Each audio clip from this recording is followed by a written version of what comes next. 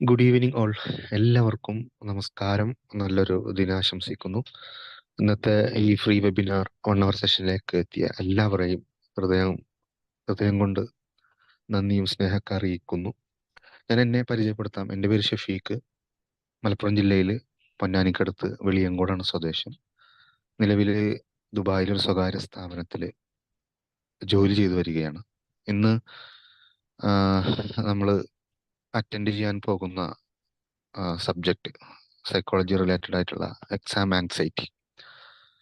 വിംബിൾ academy സംഘടിപ്പിച്ചു വരുന്ന 1 മണിക്കൂർ ഫ്രീ വെബിനാറിലാണ് നമ്മളുള്ളത്. വ്യത്യസ്തമായിട്ടുള്ള കോഴ്സുകൾ വിംബിൾ അക്കാദമി പ്രൊവൈഡ് ചെയ്യുന്നുണ്ട്. പേഴ്സണാലിറ്റി ഡെവലപ്മെന്റ്, അതല്ലെങ്കിൽ സൈക്കോളജി റിലേറ്റഡ് ആയിട്ടുള്ള കോഴ്സുകൾ, പിന്നെ CBT, enneagram, public speaking, soft skill training, അങ്ങനെ നല്ല ഒരുപാട് കോഴ്സുകൾ. പിന്നെ പ്രൊഫഷണൽ ട്രെയിനേഴ്സ് ആയിട്ടുള്ള ഒരുപാട് പേര് പ്രൊഫഷണൽ ട്രെയിനിങ് കോഴ്സിലൂടെ ഈ കോഴ്സ് കംപ്ലീറ്റ് ചെയ്തിട്ടുള്ള ഒരുപാട് പേര്. അങ്ങനെ തൃശ്ശൂർ ജില്ലയിൽ ചന്ദ്രാപിന്നി ആസ്ഥാനമായിട്ടുള്ള വിംബിൾ അക്കാദമി നടത്തി വരുന്ന കോഴ്സുകളും ഫ്രീ വെബിനാറുകളൊക്കെയാണിത്. ഇന്ന് മനുഷ്യന്റെ ദൈനംദിന ജീവിതവുമായി ബന്ധപ്പെട്ട് നമ്മൾ അഭിമുഖീകരിക്കുന്ന ഒരു വിഷയമാണ് ഈ ആങ്സൈറ്റി എക്സാം. കുട്ടികളുടെ അല്ലെങ്കിൽ നമ്മളൊക്കെ ഒരു പക്ഷെ അത് അനുഭവിച്ചിട്ടുണ്ടാവും. എക്സാമിന്റെ തലേ ദിവസം അതല്ല അതിന് തൊട്ട് മുമ്പൊക്കെ നമ്മൾ അനുഭവിക്കുന്ന ഒരു പ്രധാനപ്പെട്ട ഒരു ഉത്കണ്ഠ എക്സാമിനെ കുറിച്ച്. അപ്പൊ ആ ബുദ്ധിമുട്ട് വളരെ പ്രധാനപ്പെട്ട ഒരു വിഷയം തന്നെയാണ്. അപ്പൊ ആ വിഷയത്തെ ആസ്പദമാക്കിക്കൊണ്ട് ഇന്നിവിടെ ക്ലാസ് എടുക്കുന്നത് പ്രൊഫഷണൽ ട്രെയിനർ കൂടിയായിട്ടുള്ള വിംബിൾ അക്കാദമിയുടെ ട്രെയിനർ കൂടിയായിട്ടുള്ള നിസാസ് അഹമ്മദ് കുട്ടി സാറാണ്. ആ സാറിനെ കേൾക്കാനാണ് നിങ്ങൾ എല്ലാവരും എത്തിയിട്ടുള്ളത്. സാറിനെ ആദരപൂർവ്വം ഈ സെഷൻ ലീഡ് ചെയ്യുന്നതിന് ക്ഷണിച്ചുകൊള്ളുന്നു. നന്ദി. Okay, Shafeeq sir, thank you. എന്തൊക്കെയുണ്ട് വിശേഷങ്ങളൊക്കെ? എല്ലാവർക്കും കേൾക്കുന്നുണ്ടോ? തുടക്കത്തിൽ ചെറിയ ഓഡിയോസിന്റെ ചില പ്രശ്നങ്ങൾ ഉണ്ടായിരുന്നു. ഓക്കെ അല്ലേ? ഓക്കെ. ഇപ്പോ ഗുഡ് ഈവനിങ് ഓൾ. എൻ്റെ പേര് നിസാം എന്നാണ്. എന്നെ പറ്റി പറഞ്ഞു. കൺസൾട്ടിങ് സൈക്കോളജിസ്റ്റ് ആണ്. ഇപ്പോൾ ഓൺലൈൻ മേഖലയിലും വിദ്യാഭ്യാസ മേഖലയിലും ചെറുതായി ഒരു സ്പെഷ്യൽ എഡ്യൂക്കേറ്റർ ആയിട്ടാണ് ഇപ്പോൾ വർക്ക് ചെയ്യുന്നത്. പുറത്താണുള്ളത്. ഓക്കെ, ഇന്നത്തെ നമ്മുടെ ചർച്ചയിലേക്ക് നമ്മൾ ഡയറക്റ്റ് ആയിട്ട് കുറേ കാര്യങ്ങൾ പറയാനുള്ളത് കൊണ്ട് തന്നെ നമുക്കത് 1 മണിക്കൂറിൽ ഒതുക്കി തീർക്കണം എന്നുള്ളത് കൊണ്ട് തന്നെ നമുക്ക് ഡയറക്റ്റ് ആയിട്ട് തന്നെ ക്ലാസ്സിലേക്ക് നമുക്ക് പോവാം. വിഷയവുമായിട്ട് ബന്ധപ്പെട്ട് ഇന്നത്തെ പ്രധാനപ്പെട്ട ഒരു വിഷയം എന്ന് നമ്മൾ ചർച്ച ചെയ്യാൻ 2 ദിവസം മുമ്പ് ഞാനൊരു ക്ലാസ്സുമായിട്ട് സംബന്ധിച്ച് അതിൽ കുറച്ച് പാരന്റ് പറഞ്ഞു. പിന്നെ നമ്മുടെ വിംബിൾ അക്കാദമിയുടെ ട്രെയിനിലുള്ള ബാച്ചിലുള്ള ചില ആളുകൾ തന്നെയാണ്. അപ്പൊ അവര് പറഞ്ഞു നമുക്കൊരു എക്സാം ഫിയറിനെ പറ്റി ഒരു ക്ലാസ് എടുത്തൂടെ. അങ്ങനെ ആ വിഷയമായിട്ടാണ് സംബന്ധിച്ചിട്ടാണ് അന്ന് നമ്മൾ ഇങ്ങനെ പ്ലാൻ ഉണ്ടായിരുന്നത്. കഴിഞ്ഞ ആഴ്ച ക്ലാസ് കഴിഞ്ഞതോട് കൂടി തന്നെ പ്ലാൻ ചെയ്തു.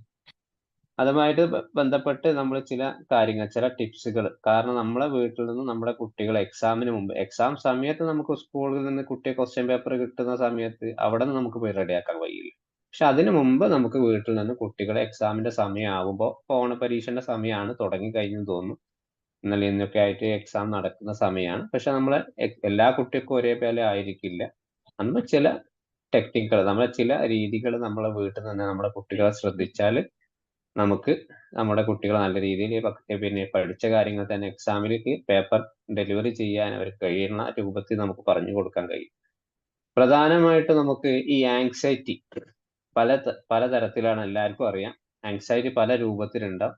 പബ്ലിക് പിന്നെ ചുറ്റുപാടുകളിൽ നിന്നുണ്ടാവും. ചിലപ്പോൾ ചെറുപ്പത്തിൽ എന്തെങ്കിലും കുട്ടികൾ എന്തെങ്കിലും പേടിച്ചു പോയിട്ടുള്ള ചില കാര്യങ്ങൾ ഉണ്ടാവും. അതേപോലെ തന്നെ പിന്നെ എന്തെങ്കിലും ട്രോമയിലേക്ക് കൂടെ ഉണ്ടാവും. എന്തെങ്കിലും ആക്സിഡന്റ് അല്ലെങ്കിൽ കുടുംബത്തിൽ എന്തെങ്കിലും ആരെന്തെങ്കിലും സംഭവിക്കുക, അല്ലെങ്കിൽ ആരെങ്കിലും മരിക്കുക, ഏറ്റവും അടുത്തുള്ള ആളുകളുമായിട്ട് ബന്ധപ്പെട്ടുള്ള ആർക്കൊക്കെ മരിച്ചു കഴിഞ്ഞാൽ ചില ആളുകൾക്ക് ഒരു ആങ്സൈറ്റി ലൈഫ് ലോങ് ഉണ്ടാവും. ഈ ആങ്സൈറ്റി ലൈഫ് ലോങ് ഉണ്ടാകുമ്പോൾ ഈ കുട്ടികൾ മാത്രമല്ല, പഠിച്ചുകൊണ്ടിരിക്കുന്ന ചെറിയ പ്രായത്തിൽ അവർ ലൈഫ് ലോങ് 45-50 വയസ്സ് വരെ ലൈഫ് ലോങ് അവരങ്ങനെ മുന്നോട്ട് പോകും. ഈ വിഷയം എന്നപ്പോൾ അവർക്ക് ഈ ആങ്സൈറ്റി ഒരിക്കലും മാറാൻ കഴിയും. നമ്മൾ ആ ആങ്സൈറ്റിയിലേക്കല്ല പോകുന്നത്. പക്ഷെ ഞാൻ ആങ്സൈറ്റി പല രൂപത്തിൽ വരുന്നു എന്നുള്ളത് മാത്രമായിട്ട് പറഞ്ഞതാണ്. പക്ഷെ നമുക്ക് ഈ ആങ്സൈറ്റി എങ്ങനെ കുറയ്ക്കുക എന്നുള്ളത് ചില ടെക്നിക്കുകളുടെ ഈ ആങ്സൈറ്റി നമുക്ക് പ്രത്യേകിച്ച് എക്സാമിന്റെ കാര്യത്തിൽ നമുക്ക് പറയുമ്പോൾ ഒരു എക്സാം വരുമ്പോൾ ഒരു എക്സാം നമ്മൾ എഴുതാൻ പോവുകയാണെങ്കിൽ 3 കാര്യങ്ങളാണ് ഒന്ന് അതിൽ വേണ്ടിയിരുന്നത്. സാധാരണയായിട്ട് നമ്മൾ ഈ യു ജി സി പിന്നെ U G C net exam അതുപോലെ തന്നെ കോമ്പറ്റീഷൻ മേഖലയിലുള്ള പല എക്സാമുകൾ അതേപോലെ തന്നെ ഒരു 5ാം ക്ലാസ് കഴിഞ്ഞിട്ടുള്ള കുട്ടികൾ ചിലപ്പോൾ എക്സാം അങ്ങനത്തെ എക്സാമുകളിലൊക്കെ നമുക്ക് കാര്യമായിട്ട് ചില പ്രധാനപ്പെട്ട 3 കാര്യങ്ങളുണ്ട്. ഒന്ന് ഈ എക്സാമിന്റെ ഏത് വിഷയമാണോ ഉള്ളത് ആ വിഷയത്തിൽ ഒരു ക്രിട്ടിക്കൽ തിങ്കിങ് വേണം. അതേപോലെ തന്നെ അനലിറ്റിക് സ്കിൽ അതിനെക്കുറിച്ചുള്ള ആ പാഠഭാഗത്തിൽ ആ പുസ്തകത്തെ കുറിച്ചുള്ള ഒരു സ്കില്ല് പിന്നെ അതിനെക്കുറിച്ചുള്ള കീ കൺസെപ്റ്റ് ഇതാണ് ഒരു വിഷയത്തെക്കുറിച്ച് നമുക്ക് മൂന്ന് പ്രധാനമായിട്ട് ഒരു വിഷയത്തെക്കുറിച്ച് വേണ്ടത്. പക്ഷെ ഇതെങ്ങനെയൊക്കെയാണ് എങ്ങനെയൊക്കെ ഉപയോഗിക്കുക എന്നുള്ളത് വേണം നമുക്കങ്ങ് അറിയണം. കാരണം ഒരു വിഷയത്തെ പറിച്ച് നമ്മൾ ഒരു ഉദാഹരണം ഒരു കെമിസ്ട്രി എന്ന വിഷയത്തെക്കുറിച്ച് നമ്മൾ പഠിക്കുകയാണെങ്കിൽ അല്ലെങ്കിൽ 10ാം ക്ലാസ്സിലുള്ള കുട്ടികളൊക്കെ ആണെങ്കിൽ അവർക്ക് അതിനെപ്പറ്റി പൂർണ്ണമായിട്ട് ആ കെമിസ്ട്രി എന്തിനാണ് എന്നുള്ളതും അതെവിടെയൊക്കെ എന്തൊക്കെ പാർട്ടിൽ ഏതൊക്കെ തിയറീസ് അതിലുണ്ട് ഏതൊക്കെ ഇക്വേഷൻസ് അതിലൊക്കെ ഉണ്ട് നമ്മൾ പഠിക്കണം പല രൂപത്തിൽ. ചില കുട്ടികൾക്ക് എഴുതി വെച്ച് കഴിഞ്ഞാൽ പിന്നെ ഒരു വട്ടം നോക്കുമ്പോൾ അത് പഠിക്കുന്ന രീതിയിലാവും ഓർമ്മ വെച്ച് കിട്ടും. ചിലവർക്ക് അത് ഇരുന്ന് മനപ്പാഠം തന്നെ പഠിക്കേണ്ടി വരും. ചിലവർക്ക് ചിലപ്പോൾ ഏതെങ്കിലും ചിലപ്പോൾ വോയിസ് ആയിട്ട് പിന്നെ മൊബൈലിലും ഒക്കെ ഇന്നത്തെ കാലത്തെ സാഹചര്യത്തിൽ പല കുട്ടികളിലൊക്കെ കാണാറുണ്ട്. പല രീതിയിലാണ് കുട്ടികൾ പഠിക്കുന്നതും ചെയ്യുന്നതും ഒക്കെ. പക്ഷെ ഇതുമായിട്ട് ബന്ധപ്പെട്ട് നമ്മൾ നമ്മുടെ കുട്ടികളെ ആദ്യം തന്നെ ഒന്ന് പറഞ്ഞു കൊടുക്കേണ്ട ഒരു കാര്യം നമ്മളെ കുട്ടികൾ ഏത് വിഷയമാണോ ഉള്ളത് അല്ലെങ്കിൽ ഏത് പിന്നെ ഏത് പിന്നെ കോമ്പറ്റീഷൻ മേഖലയിലാണോ അല്ലെങ്കിൽ 10ാം പബ്ലിക് എക്സാമിനേഷൻ ആണോ ഇപ്പൊ ഓണപരീക്ഷയാണോ ഏത് ആ ആ സാഹചര്യവുമായിട്ട് പ്രസന്റ് മൈൻഡിലേക്ക് അവരെ കൊണ്ടുവരണം. കാരണം അവരെ പ്രസന്റ് മൈൻഡിലേക്ക് കൊണ്ടുവരിക എന്ന് പറഞ്ഞാൽ ഒരുപാട് ബ്രീത്തിങ് എക്സസൈസുകളും കാര്യങ്ങളൊക്കെ ചെയ്ത് കൊടുക്കാനുണ്ട്. പക്ഷെ അതിനു മുമ്പ് നമുക്ക് എന്ത് ചെയ്യാം ഈ ഒരു വിഷയം ഇത്ര മാസം കൊണ്ട് പഠിച്ചത് പിന്നെ ആ കുട്ടിയുടെ ബുദ്ധിയെ പരിശോധിക്കാനോ അല്ലെങ്കിൽ നിനക്ക് എത്രത്തോളം ഇന്റലിജന്റ് ഉണ്ട് എന്ന് അറിയിക്കാനോ ഉള്ള ഒരു പരീക്ഷയല്ല. പക്ഷെ ആ വിഷയത്തെ പറ്റി കുട്ടി എത്രത്തോളം പഠിച്ചു എന്ന് അറിയാനുള്ള ഒരു അവയർനെസ് ആണ് ഈ എക്സാം എന്ന് നമ്മളെ കുട്ടികൾക്ക് പറഞ്ഞു കൊടുക്കാനുള്ള ഒരു ക്വാളിറ്റി നമുക്കുണ്ടാവും. ഈ പ്രസന്റ് മൈൻഡിലേക്ക് എന്ന് പറയുമ്പോൾ ഞാൻ കറക്റ്റ് ഒരു ഉദാഹരണം പറഞ്ഞുതരാം. എന്താണ് ഈ പ്രസന്റ് മൈൻഡിലെ പഠിക്കുന്ന സമയത്ത് ആ കുട്ടികളെ പ്രസന്റ് മൈൻഡിലേക്ക് കൊണ്ടുവരിക റിലാക്സേഷൻ മെത്തേഡിലേക്ക് കൊണ്ടുവരിക എന്നുള്ളത്. ഒരു ഉദാഹരണത്തിലൂടെ ഞാൻ പറയുകയാണെങ്കിൽ ഞാനൊക്കെ MSc PG സമയത്ത് ഞാനും ഫൈസൽ സാറൊക്കെ MSc PG സൈക്കോളജി ചെയ്യുന്ന സമയത്ത് ഞങ്ങൾക്ക് വർഷത്തിൽ 10 ദിവസം ആയിട്ട് 2 വർഷത്തിൽ 20 ദിവസം പ്രാക്ടിക്കൽ സെഷൻ ഉണ്ടാവും. ആ പ്രാക്ടിക്കൽ സെഷൻ ഞങ്ങൾ ചെന്നൈയിൽ പോയിട്ട് യൂണിവേഴ്സിറ്റിന്റെ ക്യാമ്പസിൽ പോയിട്ടാണ് 10 ദിവസം ട്രെയിനിങ് എടുക്കുന്നത്. അവർക്ക് നമ്മൾ ക്ലാസ് ആയിട്ട് തരും. പിന്നെ എന്തൊക്കെയാണ് അസസ്മെന്റ് ടൂളുകൾ ഉപയോഗിക്കേണ്ടത് അതൊക്കെ പറഞ്ഞു തരും. ആ സമയത്ത് ഞാൻ ആ ബാച്ചിലല്ല പോയത് സെക്കൻഡ് ബാച്ചിലാണ് പോയിട്ടുള്ളത്. അന്നപ്പോ ആ സമയത്ത് തന്നെ കേരളത്തിൽ നിന്നും മലയാളീസിലില്ല. അപ്പൊ ഞാനും മറ്റുള്ള ആളുകൾ നോർത്ത് ഇന്ത്യൻസ് അവിടുത്തെ ആളുകൾ ഒക്കെ ആയിട്ടാണ് ഉണ്ടായിരുന്നത്. പ്രത്യേകിച്ച് എനിക്കൊരു എക്സാം ആങ്സൈറ്റി എന്നുള്ളത് വളരെ കൂടുതൽ എനിക്ക് ആ സമയത്ത് ഉണ്ടായിരുന്നു. കാരണം ഞാൻ പുറത്ത് ആദ്യമായിട്ട് പഠിക്കാൻ പോയി അതിന്റെ എക്സാം എഴുതാൻ പോകുന്നത് ആദ്യമായിട്ടാണ് ആ ഒരു ആങ്സൈറ്റി. പിന്നെ പൊത്താൻ നമ്മുടെ ചുറ്റുപാടുള്ള ആളുകൾ എനിക്കൊരു മലയാളം എന്ന രീതിയിൽ ഇല്ലാത്ത ഒരു സാഹചര്യം കൂടി ഉണ്ടായിരുന്നു. അങ്ങനെ ഈ 10 ദിവസം ട്രെയിനിങ് കഴിഞ്ഞ് നമുക്ക് അവസാനത്തെ ഒരു തിയറി എക്സാം ഉണ്ടാവും. അത് കഴിഞ്ഞിട്ട് വൈവ എക്സാം ഉണ്ടാവും. തിയറി ചിലപ്പോൾ നമുക്ക് എന്തും എഴുതിയിടാം. പക്ഷേ ഈ വൈവ എന്നത് വളരെ വളരെ ഡിഫിക്കൽട്ടി ആയിരുന്നു. കാരണം നമുക്ക് ഡയറക്റ്റ് ഫേസ് ടു ഫേസ് ഇരുന്നിട്ട് നമുക്ക് ചെയ്തു കൊടുക്കേണ്ടതാണ്. പക്ഷെ ഞാൻ എന്താ പറയാ വളരെ എനിക്ക് ഭയങ്കര ഒരു സമയത്ത് ആങ്സൈറ്റി കൂടി. കാരണം ഒരു വൈവ അറ്റൻഡ് ചെയ്ത് വർഷങ്ങൾക്ക് ശേഷം വീണ്ടും അറ്റൻഡ് ചെയ്യുകയാണ് അതിന്റെ ഒരു പ്രശ്നമുണ്ട്. അങ്ങനെ ഈ സമയത്ത് 3 ഒരു മാഡം ഇരിക്കുന്നുണ്ട്, മാം ഇരിക്കുന്നുണ്ട്, 2 പ്രൊഫസേഴ്സ് ഫ്രണ്ടിൽ ഇരിക്കുന്നുണ്ട്. അന്നപ്പോ ഓരോരുത്തർ ഇങ്ങനെ വിളിച്ച് കാര്യങ്ങളൊക്കെ എക്സാം കഴിയുമ്പോൾ നമ്മളിങ്ങനെ ഹൃദയമിടിപ്പ് കൂടുകയാണ്. കാരണം എന്റെ ഹൃദയത്തിന്റെ എല്ലാ വാതിലും കൊട്ടി അടിച്ചിട്ടുണ്ട്. ഇങ്ങനെ അത് മുട്ടിക്കൊണ്ടിരിക്കുകയാണ്. പക്ഷെ നമുക്ക് പഠിച്ച കാര്യങ്ങൾ അതായത് നമ്മൾ ഫിസിക്കലി ആയിട്ടോ അല്ലെങ്കിൽ മെന്റലി ആയിട്ടുള്ള 10 കേസുകളിൽ ഒരു 2 കേസ് പഠിച്ചിട്ട് അതിനെ പറ്റിയിട്ടാണ് അവർ നമ്മളോട് ചോദിക്കുക. ആ സമയത്ത് ചോദിക്കുന്ന എന്നെ വിളിച്ചു ഞാൻ അവിടെ ഇരുന്നു. അന്നപ്പോ ആദ്യം ഇവര് എന്റെ ഒരു ആങ്സൈറ്റിയും കാരണം എന്റെ കാരണത്ത് അവർക്ക് ഏകദേശം എന്റെ ഒരു ലെവല് അവർക്ക് മനസ്സിലായി. ഇത് കിളി പോയിരിക്കുകയാണെന്നുള്ളത്. അപ്പോ എന്നോട് അവർ ആദ്യം മാം എന്നോട് ചോദിച്ചു ഹൗ ടു ഫീൽ നൗ എന്ന് ചോദിച്ചു. പക്ഷെ ഞാൻ ആ ചോദ്യമല്ല അവിടെ പ്രതീക്ഷിക്കുന്നത്. എന്നെ അൺഎക്സ്പെക്റ്റഡ് ആയിട്ടുള്ള ഒരു ചോദ്യം. ഞാനും ഒരു എന്തോ കാരണം നമ്മൾ മനസ്സിൽ ഇങ്ങനെ പ്ലാൻ ചെയ്തുകൊണ്ടിരിക്കുക ഈ പഠിച്ച 2 കേസുകൾ, ഈ കേസുകൾ മാത്രമാണ് അവർ ചോദിക്കുക എന്നുള്ള ഒരൊറ്റ മൈൻഡോട് കൂടിയാ പോണെ. പക്ഷെ അത് നമ്മൾ ആ ചോദ്യം അങ്ങോട്ടും ഇങ്ങോട്ടൊക്കെ മാറിപ്പോയാൽ ഒക്കെ കയ്യിൽ നിന്ന് വിട്ടു പോകുന്ന ഒരു സാഹചര്യം. പക്ഷെ അവരെ എന്ത് ചെയ്തു, ആ മാം വളരെ കൂളായിട്ട് എന്നോട് ചോദിച്ച ചോദ്യത്തിന് ഞാനൊരു അറിയാണ്ടെങ്കിലും ഒരു ഉത്തരം പറഞ്ഞു പോയി. I am sorry, I am nervous, ആ രീതിയിൽ ഞാൻ പറഞ്ഞു പോയി. അപ്പൊ എന്റെ ഉത്തരം ഞാൻ അതല്ല പറയേണ്ടത്, പക്ഷെ ആ സാഹചര്യം എനിക്ക് അറിയാതെ വന്നു പോയി. പിന്നെ എനിക്ക് ഒരു 2 മിനിറ്റ്, ഒരു 2 സെക്കൻഡ് അവർ സമയം തന്നു. എന്നോട് പറഞ്ഞു ഒന്ന് ബ്രീത്തിങ് എക്സസൈസ് എടുക്കാൻ എന്നോട് പറഞ്ഞു. അതായത് ബ്രീത്തിങ് എക്സസൈസ് എന്ന് പറഞ്ഞാൽ ചില പല സാഹചര്യം നമുക്ക് ഉപയോഗിക്കാവുന്ന ഒരു എക്സസൈസ് ആണ്. ആങ്സൈറ്റി കൂടുന്ന സമയത്ത് നമ്മുടെ മൂക്കിലേക്ക് ഇങ്ങനെ മെല്ലെ വലിച്ചെടുക്കുക, എന്നിട്ട് താഴോട്ട് അത് വയറിലേക്ക് ഇങ്ങനെ സ്റ്റൊമക്കിലേക്ക് കൊണ്ടുപോവുക, തിരിച്ച് മേലോട്ട് കൊണ്ടുപോയിട്ട് അത് വായിലൂടെ പുറത്തേക്ക് വിടുക. സ്ലോ ആയിട്ട് 2 പ്രാവശ്യം 3 പ്രാവശ്യം ചോദിച്ചു ചെയ്യാൻ പറഞ്ഞു. അപ്പൊ നോർമലി ആയിട്ട് എന്റെ ഒരു ആങ്സൈറ്റി അവിടെ ചെറിയതായിട്ട് കാരണം ചോദിച്ചു. പിന്നെ അവര് രണ്ടാമത്തെ സ്റ്റെപ്പ് എടുത്തത് എന്റെ സെൽഫ്, എന്നെ ഇന്റർവ്യൂസ് ചെയ്യാൻ പറഞ്ഞു. അപ്പൊ ഞാൻ എവിടുന്നാണ് വന്നത്, എന്നൊക്കെ ചെയ്യുന്നത്, ഏത് രീതിയിൽ ഇപ്പൊ ജോലി ചെയ്യുന്ന കാര്യങ്ങളൊക്കെ അവരോട് പറഞ്ഞു.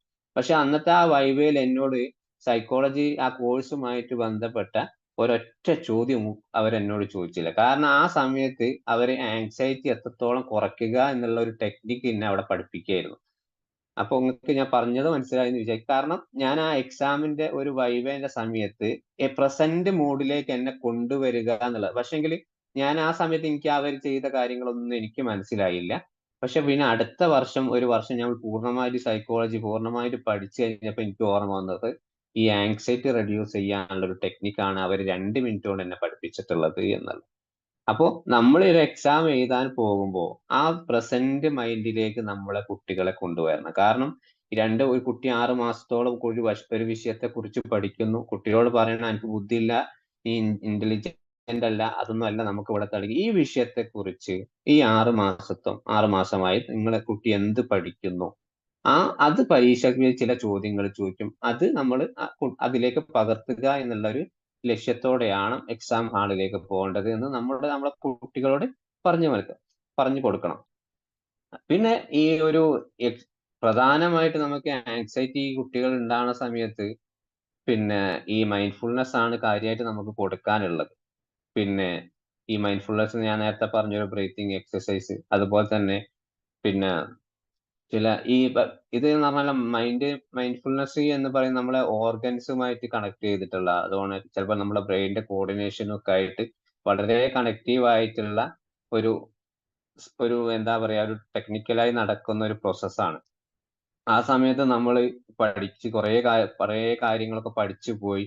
ആ പഠിച്ച സമയത്ത് നമുക്ക് ഒന്നും എഴുതാൻ പറ്റുന്നില്ലെങ്കിൽ നമ്മൾ എന്ത് ചെയ്യുക, ആദ്യം ഒരു 1-2 സെക്കൻഡ് നമ്മൾ ഇതുപോലെ തന്നെ ബ്രീത്തിങ് എക്സസൈസ് എടുത്ത്, പിന്നെ അതുപോലെ തന്നെ ഈ നമ്മുടെ ക്വസ്റ്റ്യൻ പേപ്പർ ഒക്കെ കൈ കിട്ടി അതവിടെ തന്നെ വെച്ചിട്ട് ഈ 2 സെക്കൻഡ് ബ്രീത്തിങ് സിക്സ് പിന്നെ റെഡി ആയിട്ടില്ലെങ്കിൽ നമ്മൾ നേരത്തെ പറഞ്ഞ ഒരു എക്സസൈസ് റിപ്പീറ്റ് ചെയ്ത് കൊണ്ടിരിക്കുക 2-3 മിനിറ്റ്. അതിന് സമയം ഉണ്ടാവില്ല, എക്സാം ഹാളാണ്.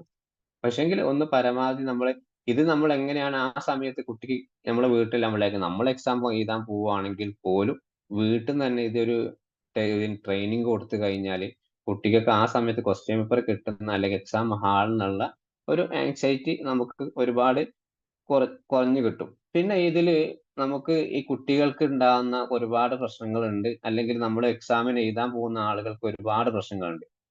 പ്രശ്നങ്ങൾ എന്ന് പറഞ്ഞാൽ നമ്മൾ ഈ എക്സാമിന്റെ തലേന്നായിരിക്കും ഇരുന്ന് ഒരുപാട് പഠിക്കുക, നേരം വെളുക്കുവോളം പഠിക്കാനിരിക്കും. എന്നിട്ട് നമുക്ക് ബ്രെയിനിൽ പിന്നെ റെസ്റ്റും കൊടുക്കാണ്ട് രാവിലെ വരെ പഠിച്ച് എന്നിട്ട് രാവിലെ ഉറക്കമൊന്നും ഉറങ്ങാണ്ട് നമ്മൾ നേരെ എക്സാം ഹാളിലേക്ക് പോകും. ഇത് ഒരു ഭയങ്കര പ്രശ്നം. കാരണം ഇതിന് നമ്മളെ ഒരു മിനിമം പറയുകയാണെങ്കിൽ ഒരു 6, 7, 8 ഒരു മണിക്കൂറാണ് ഒരാൾ ഉറങ്ങണം എന്ന് പറയുന്നത്. അത് ചെറിയ കുട്ടികളിലാണെങ്കിൽ പോലും വലിയ ആളുകൾക്കെല്ലാം ആ സ്ലീപ്നെസ് വളരെ നിർബന്ധമാണ്. കാരണം നമ്മൾ നേരം വെളുക്കോളം പഠിച്ചിട്ട് കാര്യമില്ല. ആ സമയത്ത് നമ്മുടെ ബ്രെയിന് എന്താണ് സ്ലീപ്പിംഗ് മോഡിലേക്ക് പോകും. നമുക്ക് ഈ പഠിച്ചതൊന്നും ഓർമ്മയുണ്ടാവില്ല.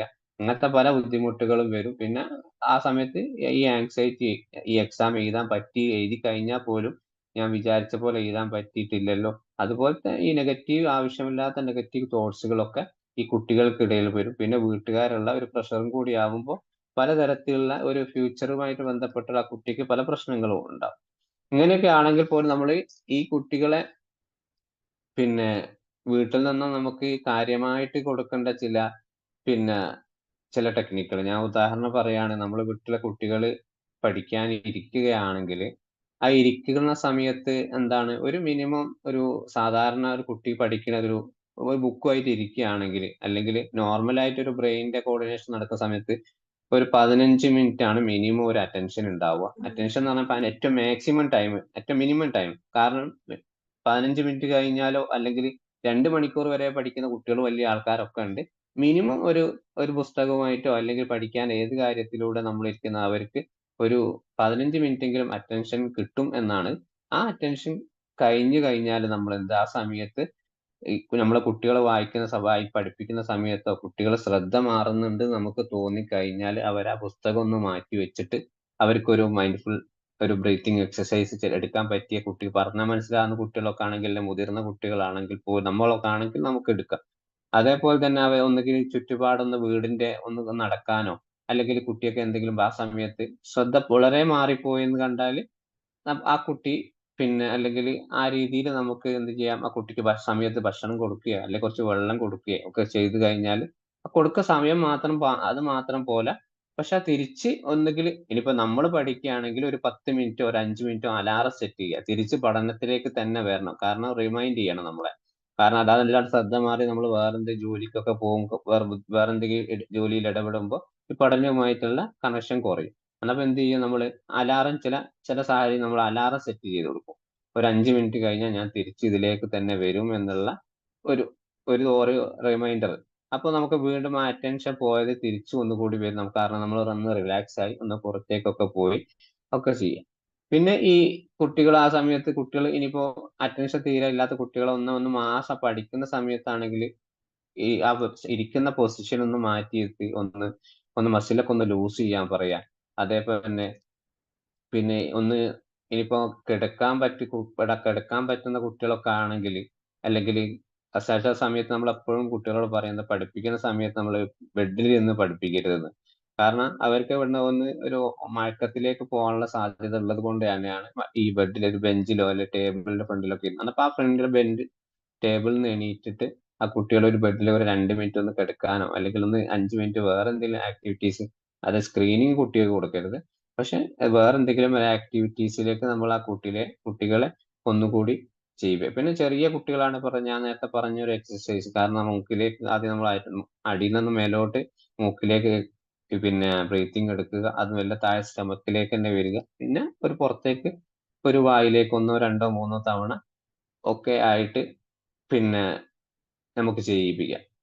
പിന്നെ ഈ ഇതിൽ 2 തരത്തിൽ നമുക്ക് ഇത് ഞാൻ ഇപ്പൊ പറഞ്ഞ കാര്യങ്ങളൊക്കെ 2 തരത്തിലാണ്. ഒന്ന് പിന്നെ ഈ ഗ്രൗണ്ടിങ് സിസ്റ്റം ആണ്. അതായത് പഠിക്കുന്ന സമയത്ത് ആ ആ കോമ്പൗണ്ടിൽ വരുന്ന കാര്യങ്ങളൊക്കെ ചെയ്യുക. അല്ലെങ്കിൽ പിന്നെ പഠിക്കുന്ന സമയത്ത് മാത്രം നമ്മൾ ഈ എക്സസൈസും ബ്രീത്തിങ് എക്സസൈസ് ഒക്കെ ചെയ്താൽ കുറെയൊക്കെ മാറ്റും. അതല്ല ഡെയിലി ചെയ്യാം. ഈ ഡെയിലി ചെയ്യുന്ന നമുക്ക് എപ്പോഴും ചിലപ്പോൾ രാവിലെ ചെയ്യാം അല്ല വൈകുന്നേരം ചെയ്യാം. എപ്പോഴാണ് നമുക്ക് തോന്നുന്നതൊക്കെ ഒരു പ്രാക്ടീസ് പോലെ ഈ മൈൻഡ്ഫുൾ ടെക്നിക്കുകളൊക്കെ ഒന്ന് ചെയ്ത് കഴിഞ്ഞാൽ നമുക്ക് ഓൾറെഡി ഉണ്ടായ ലൈഫിൽ എന്തെങ്കിലും വിഷയമായിട്ട് ഒരു ആങ്സൈറ്റി ഉണ്ടെങ്കിൽ തന്നെ നമുക്ക് ഇതിലൊന്ന് റിമൂവ് ചെയ്യാൻ കഴിയും. പിന്നെ ഇതിൽ നമുക്ക് പഠനവുമായിട്ട് തന്നെ ബന്ധപ്പെട്ട് ഞാൻ ഇതുവരെ മൈൻഡ്ഫുൾനെസിന്റെ കാര്യങ്ങളാണ് പറഞ്ഞിട്ട്. പക്ഷെ പഠനവുമായിട്ട് നമുക്ക് ബന്ധപ്പെട്ട് തിരിച്ച് നമുക്ക് തന്നെ വരാം. അതിന് പിന്നെ ചില മോഡൽസ് ഉണ്ട്. കാരണം എന്നെയൊക്കെ പഠിപ്പിച്ച ഒരു അധ്യാപകനുണ്ട്, ഷൗക്കത്ത് അലി സാർ എന്ന് പറഞ്ഞ പുള്ളിക്കാരൻ ഒരു മോഡൽ ക്രിയേറ്റ് ചെയ്തിട്ടുണ്ട്. ഇപ്പോഴത്തെ ഒരു IIT സ്റ്റുഡന്റ് കൗൺസിലർ ആണ് അദ്ദേഹം, പിന്നെ കാൺപൂരിലെ. അദ്ദേഹം എന്ത് ചെയ്തിട്ടുണ്ട്, അദ്ദേഹത്തിന്റെ ഒരു സാറുണ്ട്, VN കുട്ടി സാർ എന്ന് പറഞ്ഞ പിന്നെ വളരെ ഫേമസ് ആയിട്ടുള്ള ഒരാളാണ്. അദ്ദേഹം കൂടി ചേർന്ന് ചില ടെക്നിക്കുകൾ ഉപയോഗിച്ചു, ചില മോഡൽസ് ഉപയോഗിച്ചു. 5RS മോഡൽസ് ആണ് അതിന്റെ പേര്. ഈ 5RS മോഡൽ എന്ന് പറഞ്ഞാൽ പഠനവുമായിട്ട് ഇപ്പോഴും വളരെ രീതിയിൽ പിന്നെ നമ്മളെ കേരളത്തിലും പുറത്തൊക്കെ ഉപയോഗിക്കുന്ന ഒരു ടെക്നിക്കാണ്. ഇനി നമുക്ക് ആ 5RS മോഡൽസ് നമ്മുടെ വീട്ടിലൊക്കെ എങ്ങനെ ഉപയോഗിക്കുക എന്നുള്ളത് ചില കാര്യം നമുക്ക് ചിലതായി നല്ലതെന്ന് നമ്മൾ പാരന്റോ അല്ലെങ്കിൽ നമ്മൾ പഠിക്കുന്ന ആളുകൾ സ്വയം ഒന്ന് മനസ്സിലാക്കിയാൽ തന്നെ നമുക്കത് നല്ല രീതിയിൽ മുന്നോട്ട് ഉപയോഗിച്ച് കൊണ്ടുപോകാം. പ്രധാനമായും 5RSൽ 5 കാര്യങ്ങളാണ് പറയുന്നിട്ടുള്ളത്. ഒന്ന് റിലാക്സ് ആണ്, റീഡ് ആണ്, പിന്നെ റിമെമ്പർ ആണ്, റിഹേഴ്സ് ആണ്, റീപ്രൊഡ്യൂസ് ആണ്. ഈ 5 കാര്യങ്ങളാണ് നമുക്ക് ഈ 5RS മോഡൽസ് പറയുന്നത്. ഇത് റിലാക്സ് എന്ന് പറയുന്നത് എന്താണ്? ആദ്യമായിട്ട് റിലാക്സിനെ കുറിച്ച് പറയുകയാണെങ്കിൽ നമ്മൾ സ്വയം ഒന്ന് കാമായിട്ട്, അല്ലെങ്കിൽ നമ്മുടെ നേരത്തെ പറഞ്ഞതുപോലെ തന്നെ നമ്മുടെ ബോഡി ഒന്ന് ലൂസാക്കിയിട്ട് നമ്മുടെ പഠിക്കാനുള്ള ഒരു മൈൻഡ് ഉണ്ടാക്കിയെടുക്കുക എന്നുള്ളതാണ് റിലാക്സ് പറയുന്നത്. കാരണം നമുക്ക് നാളെ എക്സാം ആണ്, അല്ല അടുത്ത മാസം നമുക്ക് എക്സാം ആണ് എന്നുള്ളത് നമുക്ക് പൂർണ്ണമായിട്ടുള്ള ഒരു ധാരണ ഉണ്ടാകണം. അല്ലെങ്കിൽ നമ്മുടെ കുട്ടികൾക്ക് ഇനിയിപ്പോ ഈ ഓണപ്പരീക്ഷയാണ് നടന്നുകൊണ്ടിരിക്കുകയാണ്, ഈ സമയത്ത് നിനക്ക് പരീക്ഷയാണ്, നിനക്ക് പഠിക്കണം എന്നുള്ള ചിന്ത, അല്ലെങ്കിൽ പഠിച്ചാൽ മാത്രമേ പരീക്ഷ എഴുതാൻ പറ്റൂ എന്നുള്ള ഒരു ചിന്ത നമ്മൾ അവിടെ ഉണ്ടാക്കിയെടുക്കണം. അതിലാണ് റിലാക്സ് എന്ന് പറയും. ഈ റിലാക്സിലാണ് മൈൻഡ്ഫുൾനെസ് ഉള്ള കാര്യങ്ങളോ ടെക്നിക്ക് ബ്രീത്തിങ് എക്സസൈസ് കാര്യങ്ങളൊക്കെ വരുന്നത്. പിന്നെ ഈ രണ്ടാമത്തെ കാര്യങ്ങൾ റീഡാണ്. റീഡ് എന്ന് പറഞ്ഞാൽ വായിക്കുക. ചില ആളുകളൊക്കെ ഇങ്ങനെ പരത്തി അങ്ങോട്ട് വായിച്ചു പോകാറുണ്ട്. അപ്പോൾ പരത്തി അങ്ങോട്ട് വായിച്ചു പോകുമ്പോൾ ചില കാര്യങ്ങൾ ചിലപ്പോൾ ചിലത് ഓർമ്മ ഉണ്ടാവും, ചിലത് പിന്നെ ഓർമ്മയുണ്ടാവില്ല. പക്ഷെ നമ്മൾ ഇതിൽ ഈ ടെക്നിക്കിൽ പറയുന്നത്, ഇപ്പൊ നമ്മൾ വായിക്കുന്ന സമയത്ത് സ്കാൻ ചെയ്ത് പോകണം. ഈ സ്കാൻ ചെയ്ത് പോവുക എന്ന് പറഞ്ഞാല്, നമ്മളിപ്പോ ഒരു എസ് എ ക്വസ്റ്റ്യനുള്ള പഠിക്കാന്ന് വെച്ചോളി. ആ എസ് എ ഏത് വിഷയം ആയിക്കോട്ടെ, ഇനി ഒരു 10 മാർക്ക് 15 മാർക്കിന്റെ ഒരു എസ് എ ക്വസ്റ്റ്യൻ ആണെങ്കിൽ നമ്മൾ മെയിൻ ആയിട്ട് വായിച്ചു പോകുന്ന ചില പോയിന്റുകളൊക്കെ ഉണ്ടാവും. ആ പോയിന്റുകൾ ഏത് എക്സയ്ക്ക് ഒരുപാട് പരത്തി എഴുതാൻ പറ്റില്ല, ഒരുപാട് പോയിന്റുകൾ ഹെഡ്ലൈൻ ആണ് കാര്യമായിട്ട് കൊടുക്കുക. എന്നാൽ ആ ഹെഡ്ലൈൻ ഒക്കെ ഒന്ന് സ്കാൻ ചെയ്യുക. സ്കാൻ ചെയ്യാൻ മീൻസ് നമ്മൾ വേറൊരു പേപ്പറിലേക്ക് മെയിൻ പോയിന്റുകളൊക്കെ ഒന്ന് എഴുതിയെടുക്കുക, ഹെഡ്ലൈൻ കൊടുക്കുന്ന കാര്യങ്ങളൊക്കെ. പിന്നെ അത് എന്നിട്ട് അത് പൂർണ്ണമായിട്ട് ചിലപ്പോൾ നമ്മൾ വായിച്ചു കഴിഞ്ഞാൽ അതിനെ അബ്സോർബ് ചെയ്യുന്ന ആ പോയിന്റിനെ കുറിച്ച് നമ്മൾ പൂർണ്ണമായിട്ടൊന്ന് ആ ചാപ്റ്ററിന് വായിച്ചു കഴിഞ്ഞാൽ, ആ എസ്സേനെ കുറിച്ച് ഏകദേശം പഠിച്ചു കഴിഞ്ഞാൽ വേറൊരു പേപ്പർ എടുത്ത് ഇല്ല നമ്മളെ കുട്ടികളെ കൊണ്ട് എഴുതിക്കുക, ആ വിഷയത്തിൽ നിനക്ക് എന്താണ് കിട്ടിയിട്ടുള്ളത്. അന്നപ്പോ ആ കുട്ടിക്ക് വായിച്ചതൊന്നും ഓർമ്മ ഉണ്ടാവില്ല, അല്ല നമുക്ക് ഓർമ്മ, പക്ഷെ നമ്മൾ എഴുതി വെച്ച പോയിന്റുകൾ അത് നമ്മുടെ കൈ കൊണ്ട് എഴുതി വെച്ചതാണ്. നമ്മൾ എഴുതി വെച്ച് ചെയ്യുമ്പോൾ നമുക്ക് മൈൻഡിലേക്ക് അത് കയറി വരും. അന്നപ്പോ അതിനെ പറ്റിയിട്ടുള്ള ചില പോയിന്റുകൾ നമുക്ക് അവിടെ കിട്ടും.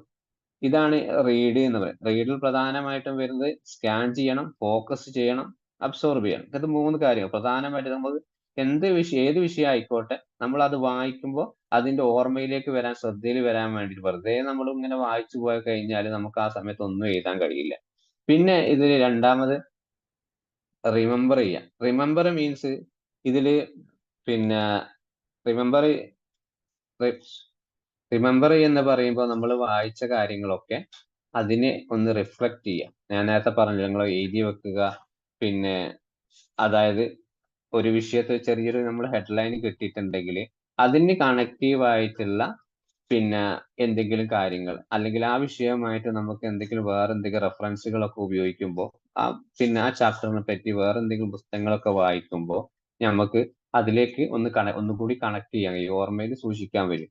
പിന്നെ വിഷ്വലൈസ് ചെയ്യണം. വിഷ്വലൈസ് എന്ന് പറയുമ്പോൾ നമ്മൾ എന്താണോ പഠിച്ചിട്ടുള്ളത് അതിനെപ്പറ്റി ഒന്ന് എന്തെങ്കിലും, ചിലപ്പോൾ ഒരു ചിത്രത്തെ കുറിച്ചാണെങ്കിലോ അല്ലെങ്കിൽ എന്തെങ്കിലും ബോഡി പരമായിട്ടുള്ള എന്തെങ്കിലും പിന്നെ കാര്യങ്ങളാണ് നമ്മൾ പഠിച്ചിട്ടുള്ളത്, അതുമായിട്ടുള്ള കാര്യങ്ങളൊക്കെ ഒന്ന് പിന്നെ വിഷ്വലൈസ് ചെയ്യാൻ പറ്റിയിട്ടുണ്ടെങ്കിൽ നമുക്ക് അതും ഈ കുട്ടിക്ക്, അല്ലെങ്കിൽ ഈ കുട്ടിക്ക് കാണിച്ചു കൊടുക്കാൻ, ആ പഠിച്ച കാര്യങ്ങളൊക്കെ ആയിട്ട് നമുക്ക് അവർക്ക് ഒന്ന് കാണിച്ചു കൊടുത്താൽ അവർ ഏകദേശം ഒരു ഓർമ്മയിലേക്ക് വരും. പിന്നെ ഇതാണ് പിന്നെ 3 കാര്യങ്ങളിൽ പറയുന്നുള്ളത്: റിലാക്സ് ആൻഡ് റീഡ്, റിമെമ്പർ. പിന്നെ ഇതിൽ നമ്മള് റിവേഴ്സ് റിവേഴ്സ് ആണ്. നമ്മൾ ഈ പഠിച്ച കാര്യങ്ങളൊക്കെ ഒന്ന്, അതായത് പിന്നെ ഒരു പുസ്തകം, ഒരു സബ്ജക്റ്റിനെ കുറിച്ച് നമ്മൾ പഠിച്ചു, പിന്നെ അന്നപ്പോ ഒന്ന് റിവേഴ്സ് ചെയ്യുന്നത് നല്ലതാണ്. കാരണം നമ്മൾ ഒരു പേപ്പറിൽ എഴുതുകയോ അല്ലെങ്കിൽ ഒന്ന് വീണ്ടും ഒന്ന് റിപ്പീറ്റ് ചെയ്യുക. എന്നപ്പോ നമ്മൾ ചിലപ്പോ ഒരു 5 ചാപ്റ്റർ ഒക്കെ പഠിച്ചു കഴിഞ്ഞിട്ടുണ്ടെങ്കിൽ ചിലപ്പോൾ ചിലത് ഓർമ്മ വരും, ചിലത് പിന്നെ അതിൽ ഓർമ്മ വരികയില്ല. പക്ഷെ അത് ഈ ലോങ് ടേം മെമ്മറിയുമായിട്ട് ചില കണക്ട് ആയിട്ടുള്ള കാര്യങ്ങൾ കൊണ്ട് ചിലത് നമുക്ക് പിന്നെ അതിലേക്ക് കൊണ്ടുവരാൻ കഴിയും. അതെങ്ങനെയാന്ന് ചോദിച്ചാൽ, ഈ നേരത്തെ പറഞ്ഞതുപോലെ എന്തെങ്കിലും പുസ്തകങ്ങൾ വേറെ സെപ്പറേറ്റ് ആയിട്ട് പുസ്തകത്തിലൊക്കെ എഴുതി വെക്കുക, അല്ലെങ്കിൽ ഒരു ചെറിയൊരു ടെസ്റ്റ് പോലെ നമ്മളെ കുട്ടികളെ കൊണ്ട് ആ പഠിച്ച, കാരണം എക്സാം തുടങ്ങുന്ന ഒരാഴ്ച മുമ്പേ നമ്മൾ ഇതിന് പ്രാക്ടിക്കൽ വീട്ടിൽ നിന്ന് കുട്ടികളെ നമ്മളായിട്ടൊരു ക്വസ്റ്റ്യൻ ആയിട്ട് പ്രിപ്പയർ ചെയ്ത് പാഠഭാഗത്ത് നിന്നൊക്കെ എടുത്ത്, എന്നിട്ട് ആ കുട്ടീനെ കൊണ്ട് പിന്നെ പഠിച്ചിട്ടുള്ള കാര്യങ്ങളൊന്ന് ഒരു റിപ്പീറ്റഡ് ആയിട്ടുള്ള ഒരു എക്സാം നടത്തുക. കുട്ടി എന്തൊക്കെ പഠിച്ചു എന്നുള്ളത് അറിയാൻ വേണ്ടി. അതപ്പോ അത്രത്തോളം കുട്ടി അതിലേക്ക് അറ്റൻഡ് ചെയ്തിട്ടുണ്ട്. ഇനിയിപ്പോ 50% പഠിച്ച കുട്ടിയാണെങ്കിൽ ഒരു 40% അത് എക്സാമിലേക്ക് ആ പേപ്പറിൽ എഴുതിയിട്ടുണ്ടാവും. അങ്ങനെ ആകുമ്പോൾ അതൊരു കുട്ടിക്ക് ഒന്നും റിലാക്സ്, കാരണം ഒരു നല്ലൊരു അനുഭവം കുട്ടിക്ക് ഞാൻ ഇത്രയൊക്കെ പഠിച്ചു, ഇനിയിപ്പോ എത്രത്തോളം എഴുതി, എന്നപ്പോ ഒന്നുകൂടി ഇനി കുറഞ്ഞ ദിവസം കൂടി ഉണ്ട് പരീക്ഷയ്ക്ക് പഠിക്കാൻ, എന്നപ്പോ ഒന്നുകൂടി കുട്ടി അതിലേക്ക് കൂടി ഒന്നുകൂടി ശ്രമിക്കും. പിന്നെ ഇതിൽ പ്രധാനപ്പെട്ട ഒരു കാര്യമാണ് റീപ്രൊഡ്യൂസ് ചെയ്യുക എന്നുള്ളത്. റീപ്രൊഡ്യൂസ് ചെയ്യുക എന്നുള്ളത് ഇതിൽ റീകോൾ ചെയ്യുക, നമ്മളെ മെമ്മറിയിൽ നിന്നും ലോങ് ടേം മെമ്മറിയിൽ നിന്നും ഷോർട്ട് ടേം മെമ്മറിയിൽ രണ്ടിൽ നിന്നും ഒരുപാട് പഠിച്ച കാര്യങ്ങളൊക്കെ നമ്മൾ ഓർത്തെടുത്ത് ചെയ്യുക എന്നുള്ളതാണ്. കാരണം ഈ സമയം നമ്മൾ എക്സാം സെന്ററിലാണെങ്കിൽ നമുക്ക് ഒരു ക്വസ്റ്റ്യൻ പേപ്പർ കിട്ടിക്കഴിഞ്ഞാൽ ആ സമയത്ത് നമുക്ക് ഒരുപാട് ഓർത്ത് എഴുതാനൊന്നും സമയം ഉണ്ടാവില്ല. അന്നപ്പോ ആ സമയത്ത് നമുക്ക് എന്താണോ ഉള്ള ഒരു ക്വസ്റ്റ്യനെ പറ്റി, എന്താണോ നമുക്കൊരു പെട്ടെന്ന് ഒരു ക്വസ്റ്റ്യൻ എടുത്തു, ആ ക്വസ്റ്റ്യനെ പറ്റി എന്താണ് പെട്ടെന്ന് ഓർത്തെടുക്കാൻ പറ്റുന്ന കാര്യങ്ങളൊക്കെ നമ്മൾ പോയിന്റ് ചെയ്യുക. അന്നപ്പോ ആ പോയിന്റ് എടുത്ത് എഴുതി കഴിയുമ്പോൾ അതിന്റെ ഓട്ടോമാറ്റിക് ആയിട്ട് നമ്മളെ മെമ്മറീസ് ഇങ്ങനെ വർക്ക് ചെയ്തുകൊണ്ട് നിൽക്കും. അന്നപ്പോ നമുക്ക് അത് ക്രിയേറ്റിവിറ്റി ആയിട്ട് ചിന്തിച്ച് അത് കാര്യങ്ങൾ നല്ല രീതിയിൽ നമുക്ക് എക്സാം എഴുതാൻ കഴിയും. പിന്നെ ഈ ഒരു പല കുട്ടികൾക്കും ഉണ്ടാകുന്ന ഏറ്റവും വലിയ പ്രശ്നമാണ് വായിക്കുന്നതിൽ ഒരു അറ്റൻഷൻ ഉണ്ടാവില്ല. കാരണം കുട്ടി ഒരു 10 മിനിറ്റ് 15 മിനിറ്റ് വായിച്ചു കഴിഞ്ഞാൽ കുട്ടി ചിലപ്പോൾ എഴുന്നേറ്റ് പോകാനോ അല്ലെങ്കിൽ വേറെ എന്തെങ്കിലും പരിപാടികളോ കുട്ടി അല്ലെങ്കിൽ പോകും. ഇനിയിപ്പോ നമ്മളാണെങ്കിൽ പോലും നേരത്തെ പറഞ്ഞിട്ടുണ്ട്, ഇപ്പൊ ഒരു 15 മിനിറ്റ് ആണ് മിനിമം ഒരാൾക്ക് ഒരു മെമ്മറി കോർഡിനേഷനുമായിട്ട് അല്ലെങ്കിൽ മസിൽ കോർഡിനേഷനൊക്കെ ആയിട്ട് പ്രശ്നമല്ലാത്ത ഇനി നോർമൽ ആണെങ്കിൽ പോലും ഒരു 15 മിനിറ്റ് ആണ് ഏറ്റവും മിനിമമായിട്ട് ഒരു അറ്റൻഷൻ കിട്ടുക. അതേപോലെ തന്നെ 1.5-2 മണിക്കൂറും പൂർണ്ണമായിട്ട് ഒരു കാര്യത്തിൽ അറ്റൻഷൻ ചെയ്ത് ജോലി ചെയ്യുന്നവരും പഠിക്കുന്നവരും അതുപോലെ തന്നെ എക്സാം എഴുതുന്ന ആൾക്കാരൊക്കെ ഉണ്ട്. പക്ഷെ ഇതൊരു വലിയൊരു എന്താണ് പറയാ, ഇതൊരു അസുഖമാണോ, ഇതൊരു നെഗറ്റീവ് ആയിട്ടുള്ള കാര്യങ്ങളൊന്നല്ല. അത് ബേസിക് ആയിട്ട് നമ്മൾ എത്രത്തോളം നമ്മുടെ ഫിസിക്കലി ഗ്രോത്തും അല്ലെങ്കിൽ ഗ്രോത്ത് ഡെവലപ്മെന്റും നമ്മുടെ ബ്രെയിനുമായിട്ടുള്ള കാര്യങ്ങൾ, നമ്മൾ വളർന്നു വരുന്ന ജീവിത ശൈലികളൊക്കെ ആയിട്ട് കണക്റ്റീവ് ആയത് കൊണ്ടാണ് ഇത് നടക്കുന്നത്. ഇതിൽ പറഞ്ഞതുപോലെ തന്നെ നമ്മൾ അറ്റൻഷൻ കിട്ടാത്ത കുട്ടികൾക്കൊക്കെ നമുക്ക് ഈ വീട്ടിൽ നിന്ന് ഇങ്ങനെ ചെറിയ ചെറിയ എന്തെങ്കിലും നൂല്, അവര് ആ പഠിക്കുന്ന സമയത്ത് എഴുന്നേറ്റ് പോവുകയാണെങ്കിൽ ചെറിയ ഗെയിംസ് ഒക്കെ കൊടുക്കുക അവർക്ക്, ചെറിയ നൂലൊക്കെ കോർക്കാനുള്ളത്. അതാകുമ്പോ അവരെ ആ നൂല് കോർക്കുന്ന മാലൊക്കെ പുറത്തൊക്കെ എടുത്തിട്ട് ആ നൂല് കോർക്കുമ്പോൾ ആ കുട്ടിക്ക് ഓരോന്നായി എന്നിട്ട് ശ്രദ്ധിച്ച് അവർ ചെയ്യുമ്പോൾ അതിലേക്ക് ഒരു അറ്റൻഷൻ കാണും. കാരണം എന്നിട്ട് അവർക്ക് ഒരു ഗിഫ്റ്റ് കൊടുക്കാന്നോ അല്ലെങ്കിൽ ഇത്ര സമയത്തോട് ചെയ്ത് കഴിഞ്ഞാൽ ഒരു എന്തെങ്കിലും ഗിഫ്റ്റ് വാങ്ങി കൊടുക്കാം. അതേപോലെ തന്നെ ചെറുപയർ മമ്പയർ വീട്ടിലുണ്ടാകുന്ന സാധനങ്ങൾ ഒക്കെ ഒന്ന് മിക്സ് ആക്കിയിട്ട് എല്ലാം സെപ്പറേറ്റ് ആയിട്ട് വെക്കാൻ, അത് കുറേ സമയം കൊടുക്കാനില്ല. ഈ പഠിക്കുന്ന സമയത്ത് എണീറ്റ് പോകുമ്പോൾ അവർക്ക് ഒരു അറ്റൻഷൻ തിരിച്ചു വരാൻ വേണ്ടിയിട്ട്. കാരണം അവർ ചിലപ്പോ ഇത് കുറെയൊക്കെ കഴിഞ്ഞ് ചിലപ്പോൾ ഈ അറ്റൻഷൻ ഒന്ന് മാല കോർക്കുക ചെറുപയർ അവർ മടുക്കും. അത് തിരിച്ച് പഠിക്കാൻ തന്നെ അവർ വരും. കാരണം ഇതിനേക്കാളും വലിയ ബുദ്ധിമുട്ടാണ് ഇതിനേക്കാളും വലിയ എളുപ്പമാണ് പഠിക്കുക എന്നുള്ള ഒരു ചിന്താഗതി കുട്ടികൾക്കിടയിൽ ഉണ്ടാവും. അതുകൊണ്ടാണ് നമ്മൾ ഈ മെമ്മറിയിൽ അറ്റൻഷൻ കൂടാൻ വേണ്ടി ചെറിയ കുട്ടികൾ ഏറ്റവും കൂടുതൽ ഉപയോഗിക്കുന്ന ഒരു ഇതൊക്കെയാണ് വീട്ടിലൊക്കെ മാല കോർക്കാൻ പഠിപ്പിക്കുക, സൂചി. വലിയ കുട്ടികളാണ് നമ്മളൊക്കെ തന്നെ ഈ സൂചി കോർക്കുക, എത്ര സമയം എടുക്കുന്നു സൂചി കോർക്കാൻ, ടൈം എഴുതി വെക്കുക, അങ്ങനത്തെ ഒരുപാട് കാര്യങ്ങൾ. ഈ എക്സാമിനുമായിട്ട് ബന്ധപ്പെട്ട് ചില കാര്യങ്ങൾ നമ്മൾ ഒരു ക്വസ്റ്റ്യൻ പേപ്പർ കിട്ടുമ്പോൾ നമ്മൾ പലതരത്തിലുള്ള ചില ആളുകൾ എക്സാം എഴുതുന്നത് തന്നെ ഒന്ന് മുതൽ അങ്ങനെ 1 ബൈ 1 ആയിട്ടായിരിക്കും എക്സാം എഴുതുക. പക്ഷെ അത് അങ്ങനല്ല. നമുക്ക് ചിലപ്പോ അറിയുന്ന ഒരു ക്വസ്റ്റ്യൻ പേപ്പർ കൈ കിട്ടിയ 35ാമത്തെ ക്വസ്റ്റ്യൻ ആണ് നമുക്ക് നല്ല രീതിയിൽ അറിയാന്നുള്ളത്. ആ നല്ല രീതിയിൽ അത് ആദ്യം ആ ക്വസ്റ്റ്യൻ എഴുതുക. കാരണം ഇവര് പേപ്പർ എക്സാം വാല്യുവേഷൻ നടക്കുന്ന സമയത്ത് ഏറ്റവും അവർക്ക് നോക്കുന്ന ആൾക്ക് ഒരു ഇംപ്രസ് ആവണമെങ്കിൽ ആദ്യത്തെ പേജ് 1-2 പേജ് നല്ല രീതിയിൽ എഴുതുന്നതായിരിക്കും. പക്ഷെ ആ എഴുതുന്നവർ ശ്രദ്ധിക്കണം, ഏറ്റവും കൂടുതൽ നമുക്ക് അറിയുന്ന ഒരു വിഷയമാണെങ്കിൽ അല്ലെങ്കിൽ ഒരു ആൻസർ ആണെങ്കിൽ നമ്മൾ കൂടുതൽ സമയം എടുക്കുന്നതും ശ്രദ്ധിക്കണം. കാരണം അതിന് പരത്തി അങ്ങോട്ട് എഴുതിയിട്ട് അവസാനം ബാക്കിയുള്ള ക്വസ്റ്റ്യൻ അറ്റൻഡ് ചെയ്യാനുള്ള സമയം എല്ലാം ഉണ്ടാവില്ല. ചിലപ്പോൾ 2 മണിക്കൂറും 3 മണിക്കൂറൊക്കെ ആയിരിക്കും എക്സാം മാക്സിമം ഉണ്ടാവുക. ആ സമയത്ത് നമ്മൾ എന്ത് ചെയ്യുക, പരമാവധി ഓരോ ക്വസ്റ്റ്യനും ഓരോ ടൈം വെച്ചിട്ട് കാൽക്കുലേറ്റ് ചെയ്യാനുള്ള ശ്രമം നമ്മൾ നടത്തണം.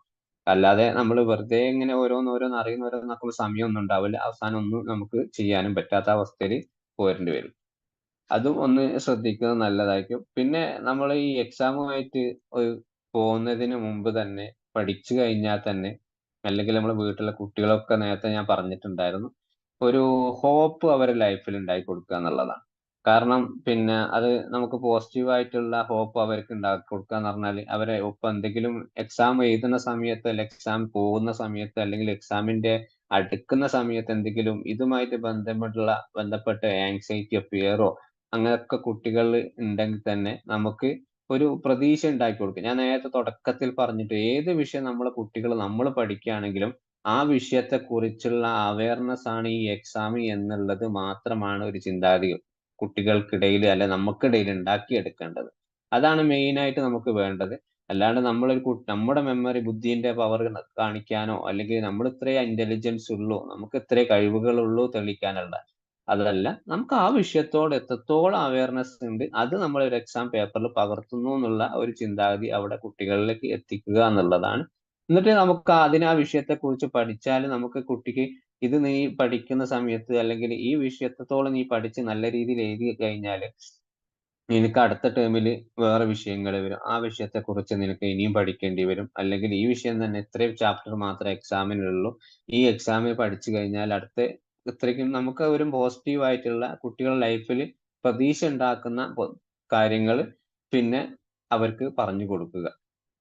പിന്നെ ഇതുമായിട്ട് ബന്ധപ്പെട്ട് പിന്നെ ഈ കുട്ടികളിൽ ഒരു ഉദാഹരണം ഞാൻ പറയാം. ഇപ്പൊ അടുത്ത കാലത്ത് ഒരു കുട്ടിയുടെ ഒരു പ്രശ്നം ഉണ്ടായിരുന്നു. ഞാന് കൂടുതൽ അതിനെപ്പറ്റി പറയുന്നില്ല. കുട്ടിക്ക് ഹിന്ദിയോ ഉറുദു ഏറ്റോ ക്വസ്റ്റ്യൻ പേപ്പർ കിട്ടിയപ്പോ ആ കുട്ടി എന്ത് ചെയ്തു? എഴുതുന്ന സമയത്ത് കുട്ടിയുടെ കൈ നന്നായിട്ട് വിറയുക, കുട്ടി ആ ആങ്സൈറ്റി പിന്നെ കുട്ടിക്ക് എക്സാം എഴുതാൻ പറ്റാതെ കുട്ടിക്ക് ഛർദ്ദിക്കാനും അപ്പൊ അങ്ങനത്തെ ഒരു സാഹചര്യം ഒരു കുട്ടിക്ക് ഉണ്ടായിട്ടുണ്ട്. പക്ഷെ ആ കുട്ടിക്ക് മുമ്പേ ഒരു ആങ്സൈറ്റി പേടി ലൈഫിൽ ഉണ്ടായത് കൊണ്ടാണ് ആ ലൈഫ് എന്ന് പറഞ്ഞാൽ പല താരതമ്യം നേരത്തെ തുടക്കത്തെ പറഞ്ഞ ആങ്സൈറ്റി പല രൂപത്തിലുണ്ടാവും. അന്നപ്പോ ഏത് രൂപത്തിലാണ് ഞാൻ ഈ ഹോപ്പ് ഉണ്ടാക്കുന്ന കാര്യം പറഞ്ഞത്? നമ്മളെ മക്കൾക്ക് ഏതെങ്കിലും ഒരു കാര്യത്തിൽ ഫിയറോ എന്തെങ്കിലും പ്രശ്നങ്ങൾ അവർക്ക് ഏതെങ്കിലും ഒരു കാര്യം ഇപ്പോ ഇൻട്രോവേർട്ട് ക്യാരക്ടറുള്ള കുട്ടികളൊക്കെ ഉണ്ടാവും. അങ്ങനത്തെ കുട്ടികൾക്കൊക്കെ കൂടുതലായിട്ടും എക്സാം ഫിയർ കൂടുതലാണ്. അതൊക്കെ നമ്മളൊന്ന് വീട്ടിൽ നിന്ന് തന്നെ പേരന്റ് ഒന്ന് കണ്ടെത്താൻ ശ്രമിക്കുക. എന്നിട്ട് അവർക്ക് അതിൻ്റെതായ പോസിറ്റീവ് ആയിട്ടുള്ള കാര്യങ്ങൾ അവരുടെ ലൈഫിലേക്ക് പറഞ്ഞു കൊടുക്കുക. പിന്നെ പ്രധാനമായിട്ട് ഒരു എക്സാം ഹാളിലേക്ക് നമ്മൾ പോകുന്ന തുടക്കത്തിൽ ഞാൻ പറഞ്ഞിട്ടുണ്ടായിരുന്നു, ഉറക്കം ഇമ്പോർട്ടന്റ് ഓഫ് സ്ലീപ്പ് ആണ്. ഈ ഉറക്കം നമുക്ക് വളരെ നിർബന്ധമാണ്. കാരണം ഒരു ഉറങ്ങുന്ന സമയം ഇപ്പൊ നാളെ പോലെ പിന്നെ എൻട്രൻസ് എക്സാമിന്റെ സമയമാണെങ്കിൽ പോലും നമ്മൾ പുലർച്ചയോളം പഠിച്ചിരുന്ന ഒരു കാര്യമില്ല. കാരണം നമ്മുടെ മെമ്മറിക്ക് ഒരു കോൺഫിഡൻസ് ഉണ്ട്. ആ കോൺഫിഡൻസ് കിട്ടണേ അതിനൊരു റെസ്റ്റ് വേണം. അറ്റ്ലീസ്റ്റ് ഒരു 11 മണി വരെയെങ്കിലും നമുക്ക് വായിച്ചിരിക്കാനുള്ള, അത് കഴിഞ്ഞിട്ട് ഉറക്കത്തിലേക്ക് പോകാനുള്ള ഒരു സമയം നമ്മൾ കണ്ടെത്തണം. അല്ലാണ്ട് നേരം വെളുക്കോളം നമ്മൾ പഠിച്ചിരുന്ന് കഴിഞ്ഞാല് പിന്നീട് അത് രാവിലെ നമ്മൾ എക്സാം എഴുതാൻ പോയി നമുക്ക് ആ സമയത്ത് നമ്മളെ മെമ്മറി വർക്ക് ചെയ്തില്ല. വളരെ സ്ലോ ആയിരിക്കും. നമുക്ക് എനർജറ്റിക് ഉണ്ടാവില്ല. ഉറങ്ങാത്ത പ്രശ്നങ്ങൾ അതുകൊണ്ട് എനർജറ്റിക് ആവില്ല. അതുപോലെ തന്നെ വേറെ ഒന്നിലും പലതരത്തിലുള്ള മൂഡ് സ്വിങ്സ് ഉണ്ടാകാനുള്ള സാധ്യതകൾ കാണുന്നുണ്ട്. അങ്ങനത്തെ പല പ്രശ്നങ്ങളും, ശാരീരികമായിട്ടുള്ള പല പ്രശ്നങ്ങളും മനപ്രയാസങ്ങളും ഒക്കെ ആ സമയത്ത് ഉണ്ടാവും. അതിന് നമ്മൾ എന്ത് ചെയ്യണം? നല്ലൊരു റെസ്റ്റ് കൊടുക്കുക. ഇങ്ങനത്തെ നാളെ ഒരു എക്സാം ആണ് എന്നുള്ള സമയത്താണെങ്കിൽ ഇനിയിപ്പോ കുട്ടികളാണെങ്കിൽ പോലും അറ്റ്ലീസ്റ്റ് ഒരു 8-9 മണിയാകുമ്പോഴത്തേക്ക് കുട്ടികളെ വീട്ടിൽ നിന്ന് ഉറക്കാനുള്ള ഒരു ശ്രമം നടത്തുക. എന്നിട്ട് രാവിലെ കുറച്ച് നേരത്തെ എഴുന്നേറ്റിട്ട് ആ കുട്ടിക്ക് വേണമെങ്കിൽ ഒന്നുകൂടി നേരത്തെ പറഞ്ഞതുപോലെ നമ്മുടെ 5 Rs മോഡൽസ് ഇല്ലേ, അത് ഒന്ന് പിന്നെ റിവൈസ് ചെയ്യുക, ഒന്ന് റീപ്രൊഡ്യൂസ് ചെയ്യുക. ഇനിയിപ്പോ കുട്ടി പിന്നെ കുറച്ച് സമയം നമ്മൾ അവിടെ ഇരിക്കുകയാണ്, നമ്മൾ കൂടെ ഇരുന്നിട്ട് ആ കുട്ടീനെ കൊണ്ട് എന്ത് ചെയ്യുക, ഒരു പേപ്പർ കൊടുത്തിട്ട് ഇന്നലെ രാത്രി പഠിച്ച കാര്യങ്ങളൊക്കെ ഒന്ന് എഴുതാൻ പറ്റുമോ എന്നുള്ളത് ശ്രമിക്കുക. പിന്നെ ചില കുട്ടികൾക്ക് ഉണ്ടാവും പഠിച്ചതൊക്കെ മറന്നു പോകുമോ എന്നുള്ള ഒരു പ്രശ്നം. ആ പ്രശ്നങ്ങളുള്ള സമയത്തൊക്കെ നമ്മൾ എന്താ ചെയ്യുക? ഈ മൈൻഡ്ഫുൾ ടെക്നിക്കുകളാണ് ഉപയോഗിക്കുക. കൂടുതലായിട്ട് നല്ല കുട്ടിക്ക് തണുത്ത വെള്ളമൊക്കെ കുട്ടികൾക്ക് കൊടുക്കാൻ പറ്റുക. ഇനിയിപ്പോ നമ്മളാണെങ്കിൽ പോലും അറ്റ്ലീസ്റ്റ് ഈ എക്സാം ഹാളിൽ കയറുന്നതിന് മുമ്പ് ഒരു 2 ഡ്രോപ്സ് വെള്ളമൊക്കെ കുടിക്കുന്നത് നല്ലതാണ്. കാരണം നമുക്ക് അവിടെ ഉണ്ടാകുന്ന ഒരു ആങ്സൈറ്റി, കാരണം പലർക്കും ഉള്ളൊരു പ്രശ്നമാണ് പഠിച്ചതൊക്കെ ആ സമയത്ത് ഓർമ്മ വരുമോ, ഞാൻ പഠിച്ച ക്വസ്റ്റ്യൻസ് വരുമോ, അല്ലെങ്കിൽ പിന്നെ എനിക്കത് എഴുതാൻ പറ്റുമോ. അതിൽ കുട്ടികൾ പലരും ഫുള്ളായിട്ട് പഠിച്ചിട്ടുണ്ടാവും, പക്ഷെ അത് പേപ്പറിലേക്ക് പകർത്താനുള്ള ഒരു സമയം അവർക്ക് ഉണ്ടാവില്ല. ഈ ആങ്സൈറ്റി അല്ലെങ്കിൽ വേറെ എന്തെങ്കിലും പ്രശ്നങ്ങൾക്ക്. ഇപ്പൊ പ്രശ്നങ്ങൾ എന്ന് പറയുമ്പോൾ ഇങ്ങനത്തെ എക്സാമിന്റെ സമയത്ത് നമ്മൾ വീട്ടിലുള്ള എന്തെങ്കിലും പ്രയാസങ്ങൾ പ്രശ്നങ്ങളൊക്കെ ഉണ്ടെങ്കിൽ കുട്ടികളെ പഠിക്കുന്ന ആളുകളാണെങ്കിൽ അതിലൊന്ന് മാറ്റിയെടുക്കുക. അപ്പോ ഒരു ഈ സംഭവം പറഞ്ഞ സമയത്താണ് കഴിഞ്ഞ ഒരു SSLC പബ്ലിക് സമയത്ത് ഒരു പാരന്റിന്റെ ഒരു ആദ്യത്തെ ഓണത്തിന്റെ സെക്കൻഡ് ഹാഫ് എക്സാം കഴിഞ്ഞു. അപ്പൊ കുട്ടിക്ക് ഭയങ്കര മലയാളത്തിൽ എന്നൊരു വിഷയത്തിൽ ആ കുട്ടിക്ക് വളരെ വീക്ക്നെസ് ആണ്. അപ്പൊ ആ കുട്ടീന്റെ പാരന്റ് നമ്മളുമായിട്ട് കോണ്ടാക്ട്, സാർ എന്താ ചെയ്യാ അതിന്, കുട്ടിക്ക് മലയാളം ഭയങ്കര പ്രശ്നമാണ്. അങ്ങനെ ആ കുട്ടിയുമായിട്ട് ഞാൻ രസകരമായിട്ടുള്ള കാര്യമാണ്. അപ്പൊ കുട്ടിയുമായി സംസാരിച്ചപ്പോ ആ കുട്ടി പറയാണ്, സാർ ഇവര് പിന്നെ എനിക്ക് പഠിക്കാൻ പ്രശ്നങ്ങളൊന്നുമില്ല, പക്ഷെ ഇവരെന്ത് ചെയ്യും, ഞാൻ രാത്രി പഠിക്കാനിരിക്കുന്ന സമയത്ത് അച്ഛനും അമ്മയും വൈകുന്നേരം ഇവര് അടുക്കള ഭാഗത്ത്, ഞങ്ങളുടെ വീട്ടിൽ അങ്ങനെ ഒരു ചെറിയ വീടാണ്, ചെറിയ സൗകര്യങ്ങളാണ് ഉള്ളത്, ഇവര് ഒരു 7-8 മണിയാകുമ്പോൾ വീട്ടിൽ നിന്ന് ഇവര് രണ്ടും അടി തൊടും, എന്തെങ്കിലും ചെറിയ ചെറിയ കാര്യങ്ങൾ തൊട്ട് പ്രശ്നമാകും, ചിലപ്പോൾ ഒരു പ്രശ്നങ്ങളും ഉണ്ടാവില്ല. പിന്നെ രണ്ടാം ദിവസം ഇവര് പിന്നെ കിച്ചണിൽ ഇരുന്നിട്ട് നാട്ടിലെ മൊത്തം കാര്യങ്ങൾ ചർച്ച ചെയ്യാണ്, ഭയങ്കര ഉച്ചത്തിൽ ഇരുന്നിട്ട്. അന്നപ്പോ എനിക്ക് അത് പഠിക്കാൻ പറ്റുന്നില്ല എന്നുള്ള ചില പ്രശ്നങ്ങൾ. അന്നപ്പോ കുട്ടിക്ക് അതിലേക്കുള്ള കോൺസെൻട്രേഷൻ കിട്ടുന്നില്ല. അപ്പോ ഇങ്ങനത്തെ ഒരുപാട് പ്രശ്നങ്ങൾ നമ്മളെ വീട്ടിലും ചിലപ്പോൾ നമ്മളെ ഭാര്യ ഭർത്താക്കന്മാർ പാരന്റ് എല്ലാവരും കൂടെ നിന്ന് സംസാരിക്കും. അപ്പൊ പഠിക്കുന്ന ഒരു കുട്ടിയൊക്കെ ഉണ്ടെങ്കിൽ കുട്ടി ആ പഠിക്കുന്ന സാഹചര്യം, കുട്ടി അവിടെ പഠിക്കുക എന്നുള്ള ഒരു ചിന്ത നമ്മളെ വരണം. അല്ലാണ്ട് നമ്മൾ പഠിക്കും എന്ന് പറഞ്ഞിട്ട് നമ്മൾ ഇപ്പുറത്തുനിന്ന് വേറെ ഒരു ഒച്ചപ്പാടിന്റെ കുട്ടിക്ക് അറ്റൻഷൻ അതിലേക്ക് കിട്ടില്ല. അതൊരു ഉദാഹരണം പറഞ്ഞാണ്. അപ്പൊ ഇങ്ങനത്തെ ഒരു പല പ്രശ്നങ്ങൾ പല കുടുംബത്തിലും ഉണ്ടാവാറുണ്ട്. ഇങ്ങനത്തെ ഒരുപാട് കാര്യങ്ങളൊക്കെ നമ്മൾ ഒന്ന് ശ്രദ്ധിക്കുക. പിന്നെ പഠനവുമായിട്ട് ബന്ധപ്പെട്ട് ചില കാര്യം ഒരു ഷെഡ്യൂൾ ഉണ്ടാക്കിയെടുക്കുക. എക്സാമിന്റെ സമയത്ത് ഞാൻ ഇന്ന വിഷയം ഇന്ന ദിവസം പഠിക്കും എന്നുള്ളത്, ഇത്ര മണിക്കൂർ ഇന്ന ചാപ്റ്റർ പഠിക്കും, ആ ചാപ്റ്റർ കഴിഞ്ഞാൽ ഞാൻ ഇന്ന ഇതിലേക്ക് എഴുതി വെക്കും. അങ്ങനത്തെ കുറച്ച് ഒരു ഷെഡ്യൂൾ ഉണ്ടാക്കിയെടുക്കുക. ഷെഡ്യൂൾ ഉണ്ടാക്കി കഴിഞ്ഞാൽ നമ്മൾ ഓരോ ഷെഡ്യൂൾ ഉണ്ടായി ഓരോ എക്സാമിന് ഓരോ പേപ്പറൊക്കെ, ഈ വലിയ ഹൈ കോമ്പറ്റീഷൻ എക്സാമുള്ള ആളുകളൊക്കെ അവർക്ക് പ്രധാനമായിട്ട് അവരെ ഫോക്കസ് ഷെഡ്യൂൾ അനുസരിച്ച് ഫോക്കസ് ചെയ്തിട്ടായിരിക്കും ഈ ക്ലാസ് എടുക്കാനും മറ്റേതിനും അല്ലെങ്കിൽ എക്സാമിനൊക്കെ പ്രിപ്പയർ ചെയ്യുക. കാരണം ഇന്ന ദിവസം ഞാൻ ഇത് മാത്രമേ പഠിക്കൂ, അത് പഠിച്ചതിന് അടുത്ത ദിവസം അത്, അങ്ങനെ ആകുമ്പോൾ കുറച്ചുകൂടി നമുക്ക് കുട്ടിയൊക്കെ ആയാലും നമുക്കായാലും ഓർമ്മശക്തി കൂടും. പിന്നെ ഈ പരമാവധി ഈ കോഫി ഐറ്റംസ് ഒക്കെ വൈകുന്നേര സമയങ്ങളിലൊക്കെ കുട്ടിയെ കൊടുക്കുക, നമ്മൾ തന്നെ കുടിക്കുന്ന ഒരു പരമാവധി ഒഴിവാക്കുക. പിന്നെ അറ്റ്ലീസ്റ്റ് ഒരു 6 മണി 7 പക്ഷേ കോഫി ഐറ്റംസ് ആയിട്ടുള്ള അതുപോലെ തന്നെ ഈ ഡ്രിങ്ക്സുകൾ ഇങ്ങനത്തെ കാര്യങ്ങളൊക്കെ ഒന്ന് ഒഴിവാക്കിയാൽ തന്നെ. പിന്നെ പല കുട്ടികളും നമ്മൾ പുറത്തൊക്കെ പോയി ഭക്ഷണം കഴിക്കും. ചിലപ്പോൾ എക്സാമിന്റെ തലേന്നൊക്കെ കുട്ടികൾ നല്ല 2 ദിവസം മുമ്പ് വരെ ആ കുട്ടീനെ പഠിച്ച് തലേന്ന് ഒരു പാർട്ടി, എക്സാം ഒന്ന് ഉഷാറായിക്കോട്ടെ എന്ന് വിചാരിച്ചിട്ട് പിന്നെ നല്ല രീതിയിൽ കുട്ടിക്ക് ഒരു പാർട്ടി കൊടുക്കാൻ വേണ്ടി പുറത്തു പോയിട്ട് മന്തിയോ അങ്ങനെയൊക്കെ വാങ്ങിക്കൊടുക്കുന്ന പാരന്റ്സിനെ കണ്ടിട്ടുണ്ട്. അന്നപ്പോ അത് കുട്ടിയുടെ ഈ പുറത്തുനിന്ന് കഴിക്കുന്ന സമയത്ത് ഈ കുട്ടിയുടെ മെമ്മറിനെ വളരെയധികം കോൺഫിഡൻസ് ലെവൽ കുറയ്ക്കാൻ കഴിയും എന്നാണ് കണക്കുകൾ പറയുന്നത്. അന്നപ്പോ അങ്ങനത്തെ ഒരു സാഹചര്യങ്ങളൊക്കെ ഉണ്ടെങ്കിൽ നമുക്ക് കുട്ടികളെ ഒന്ന് ഒഴിവാക്കുക. പിന്നെ സ്ക്രീൻ ടൈം വളരെ ഒഴിവാക്കുക. ഇപ്പൊ നേരത്തെ ഞാനൊരു കാര്യം പറഞ്ഞു, ഇപ്പൊ ഈ കുട്ടിക്ക് അറ്റൻഷൻ ആ പഠിക്കുന്ന സമയത്ത് പോകുന്നുണ്ടെങ്കിൽ നിങ്ങൾ തോന്നുകയാണെങ്കിൽ പിന്നെ ആ സമയത്ത് എന്ത് ചെയ്യുക, 5 മിനിറ്റ് മൊബൈൽ കൊടുത്തുകൂടെ സാറേ. അപ്പൊ ആ മൊബൈൽ കൊടുക്കുമ്പോൾ കുട്ടിക്ക് മെമ്മറി പിന്നെയും കുറച്ചുകൂടി അറ്റൻഷൻ ആ കാര്യത്തിലാവും. അന്നപ്പോ സ്ക്രീനിങ്ങുകളായിട്ടുള്ള TV കാണല്, അതുപോലെ തന്നെ മൊബൈലുമായിട്ടുള്ള ഗെയിംസ് ആയിട്ടുള്ള കാര്യങ്ങൾ അതൊക്കെ ഒഴിവാക്കുക. ഒന്നുകിൽ വീട്ടിലൊക്കെ ആണെങ്കിൽ വലിയ കുട്ടികളാണെങ്കിൽ വീട്ടിൽ ഒന്ന് ഇറങ്ങി പുറത്തേക്ക് നടക്കാൻ പറയുക ഒരു 5 മിനിറ്റ്, തിരിച്ച് അതിലേക്ക് വരുന്ന കോലത്തിലേക്ക്. ഇനിയിപ്പോ ചെറിയ കുട്ടികളൊക്കെ ആണെങ്കിൽ നമുക്ക് അവരെ അടുത്തിരുന്നിട്ട് അവരെ തലയിൽ കൂടെ ഒക്കെ ഒന്നിങ്ങനെ ഒന്ന് മസാജ് ഒക്കെ ചെയ്തു. കാരണം അവർക്ക് ഒരു റിലാക്സേഷൻ, അവർ മൈൻഡ്ഫുൾനെസ് പ്രധാനമായിട്ട് പറയുന്നത് കുട്ടികളുടെ തലയിൽ തൊടുക എന്നുള്ളത് അവർക്ക് ആ സമയത്ത് ഒരു വല്ലാത്തൊരു ഫീലിങ്സ് ആണ് മൈൻഡ്ഫുൾനെസ് പറയുന്നത്. അപ്പൊ ആ സമയത്ത് നമ്മുടെ കുട്ടികളെ, വലിയ കുട്ടികളാണെങ്കിൽ അവരെ തലയിൽ തടവി കൊടുക്കുക, ചെറിയൊരു കുട്ടികളുടെ മസാജ്, ഇങ്ങനെ തലകൊണ്ട് കൈ കൊണ്ട് ചെറിയൊരു മസാജ് പോലെ. കാരണം ആ മസാജ് ചെയ്യുന്ന സമയത്ത് അവരെ ബ്രെയിന് വല്ലാതെ ഈ കാര്യത്തിൽ മാത്രം ഫോക്കസ് ചെയ്യും. എന്നാൽ ആ ഫോക്കസ് ചെയ്യുന്ന സമയത്ത് അവർക്കൊരു കുറച്ച് റിലാക്സേഷൻ കിട്ടും. അന്നപ്പോ റിലാക്സേഷൻ കിട്ടുമ്പോൾ അവർ വീണ്ടും പഠനത്തിലേക്ക് പിന്നെ ഒരു ശ്രദ്ധ ഉണ്ടാവാൻ സാധ്യത. പിന്നെ വേറൊന്നൊരു കുട്ടികള് നമ്മൾ ഇതൊക്കെ പറഞ്ഞു കേട്ടിട്ട് ഇന്ന് രാത്രി തന്നെ കുട്ടീന്റെ നാളെ പരീക്ഷ ഉണ്ട് 8 മണിക്ക് പോയി ഉറക്കണ്ട. കാരണം കുട്ടിക്ക് ഉറക്കം വരാത്ത കുട്ടീനെ പൊടിഞ്ഞു കളിക്കുന്ന ഓടിപ്പാഞ്ഞു കളിക്കുന്ന കുട്ടികളെ നമ്മൾ ഉറക്കാൻ കൊണ്ടൊരു കാര്യമില്ല, അവർ ഉറങ്ങൂല.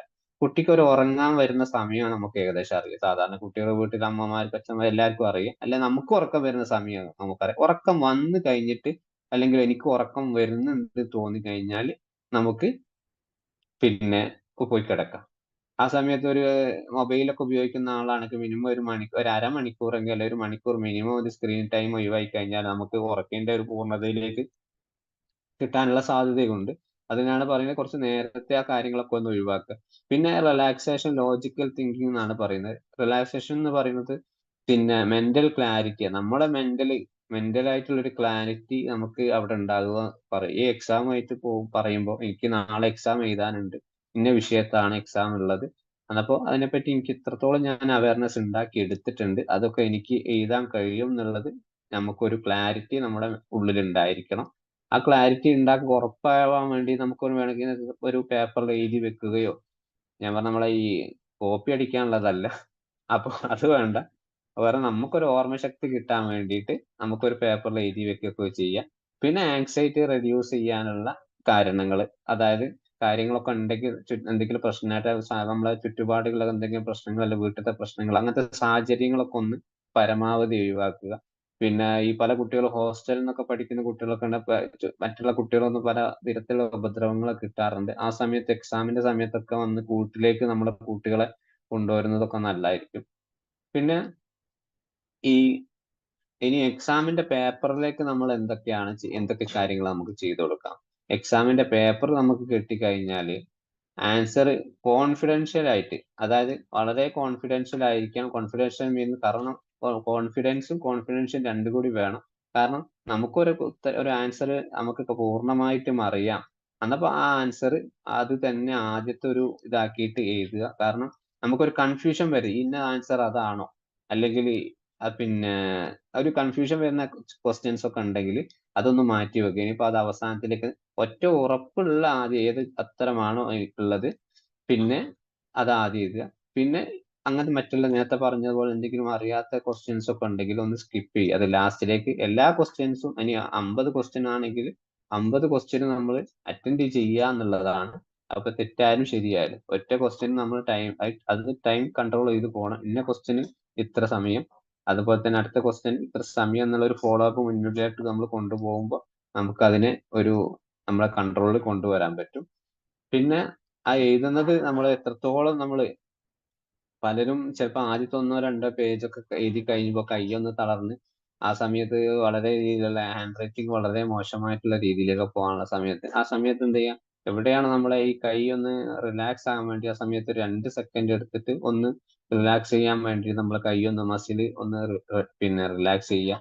എന്നാൽ വീണ്ടും നമുക്ക് ആ ഒരേ തന്നെ എത്രത്തോളം നമ്മൾ ആ ആൻസർ ഷീറ്റിലേക്ക് ഒരു റിഫ്ലക്ട് ചെയ്തിട്ടുണ്ടോ നമുക്കത് എഴുതാൻ കഴിയും.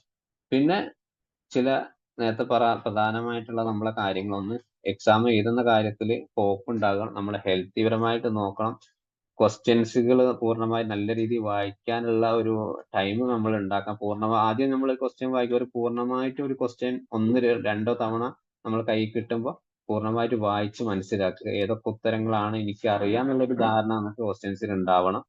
പിന്നെ ഈ പ്രിപ്പറേഷനും പ്രാക്ടീസും എക്സാമിന്റെ മുമ്പ് തന്നെ നല്ല രീതിയിൽ നമ്മൾ നടത്തണം. എന്നാൽ മാത്രമേ പിന്നെ നമുക്ക് അവിടെ പോയിട്ട് അത് ഡെലിവറി ചെയ്യാൻ കഴിയും. അല്ലാണ്ട് എക്സാം തലേന്ന് നമ്മൾ എന്തൊക്കെയോ വായിച്ചു കഴിഞ്ഞിട്ട് അവിടെ പോയി ചിലപ്പോൾ ആ സമയത്ത് കുറച്ചെന്തെങ്കിലും പഠിച്ചു കഴിഞ്ഞ് എക്സാം എഴുതി കഴിഞ്ഞ് എന്തെങ്കിലും വിചാരിച്ച മാർക്ക് കിട്ടിയിട്ടില്ല, അല്ലെങ്കിൽ എന്നിട്ട് അത് ക്വസ്റ്റ്യൻ പേപ്പറിന് അല്ലെങ്കിൽ സ്കൂളിന് ടീച്ചേഴ്സിന് കുറ്റം പറയുക, അവർ പഠിപ്പിച്ചത് ശരിയായില്ല എന്നുള്ള നമ്മളെ ഭാഗത്തുനിന്ന് ഒരുപാട് മിസ്റ്റേക്കുകൾ വരുമ്പോൾ അത് മറ്റുള്ളവരിൽ ചുമത്തുന്ന രീതിയിലാവരുത്.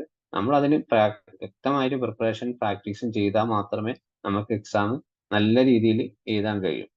പിന്നെ ഇതുമായിട്ട് ബന്ധപ്പെട്ട് വേറെ കുറെ കാര്യങ്ങൾ നമുക്ക് ഒരുപാട് പറയാനുണ്ട്. ആങ്സൈറ്റി നമ്മൾ എന്തുകൊണ്ടാണ് ആങ്സൈറ്റി വരുന്നത് നമ്മൾ പറഞ്ഞിട്ടില്ല. എക്സാമുമായിട്ട് ബന്ധപ്പെട്ട് എങ്ങനെയൊക്കെ റെഡ്യൂസ് ചെയ്യാം, എക്സാം ഹാള് നമുക്ക് എന്തൊക്കെ ചെയ്യാം എന്നുള്ളതാണ് ഇതുവരെ ഞാൻ പറഞ്ഞിട്ടുള്ളത്. അപ്പോൾ ഇതുമായിട്ട് നിങ്ങൾക്ക് ഇനി എന്തെങ്കിലും പറയാനോ ചോദിക്കാനൊക്കെ ഉണ്ടെങ്കിൽ നമുക്ക് അത് ഡിസ്കഷനിലേക്ക് പോകാം.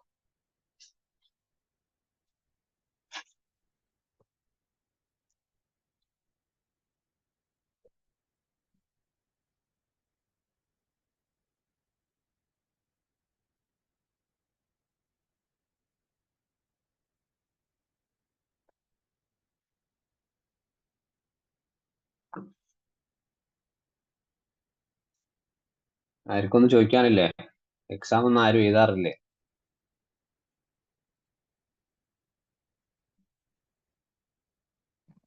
ഇനി കേൾക്കാത്ത വിഷയമൊന്നുമില്ലല്ലോ, കേൾക്കുന്നുണ്ടല്ലോ അല്ലേ? ഹലോ. ആ ആ. എന്തെങ്കിലും ചോദിച്ചോളൂ.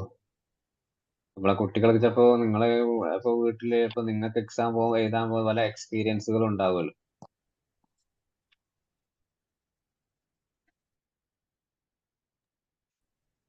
സാർ കേൾക്കുന്നുണ്ടോ?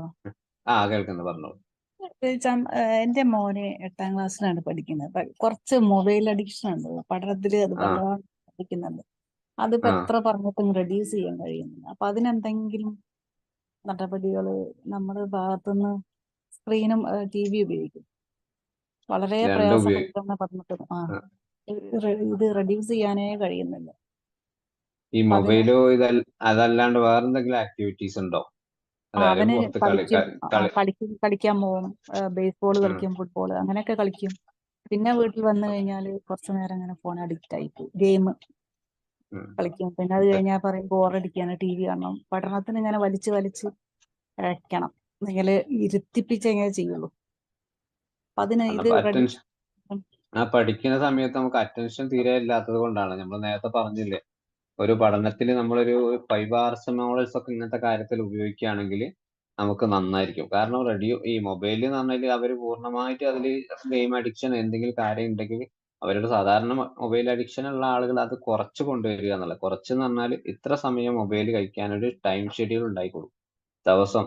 അത് ഇപ്പോ നിങ്ങളെ മകനോട് സ്ട്രിക്റ്റ് ആയിട്ട് പറയേണ്ട ഒരു സാഹചര്യമാണെങ്കിൽ പറയുക, എത്ര സമയം മൊബൈൽ ഉപയോഗിക്കുക, അത് കഴിഞ്ഞിട്ട് പഠിക്കുക, അത് കഴിഞ്ഞിട്ട് കളിക്കാൻ പോവുക, അത് കഴിഞ്ഞിട്ട് ഭക്ഷണം. ഇതൊരു ഡെയിലി ഒരു റൊട്ടൈൻ ആയിട്ട് കുറഞ്ഞ മാസങ്ങളോ 2-3 മാസങ്ങളൊക്കെ ആയിട്ട് കണ്ടിന്യൂസ് റൊട്ടൈൻ ആയിട്ട് ഇപ്പോൾ ഷെഡ്യൂൾ ഉണ്ടായിക്കൊണ്ടുപോകും.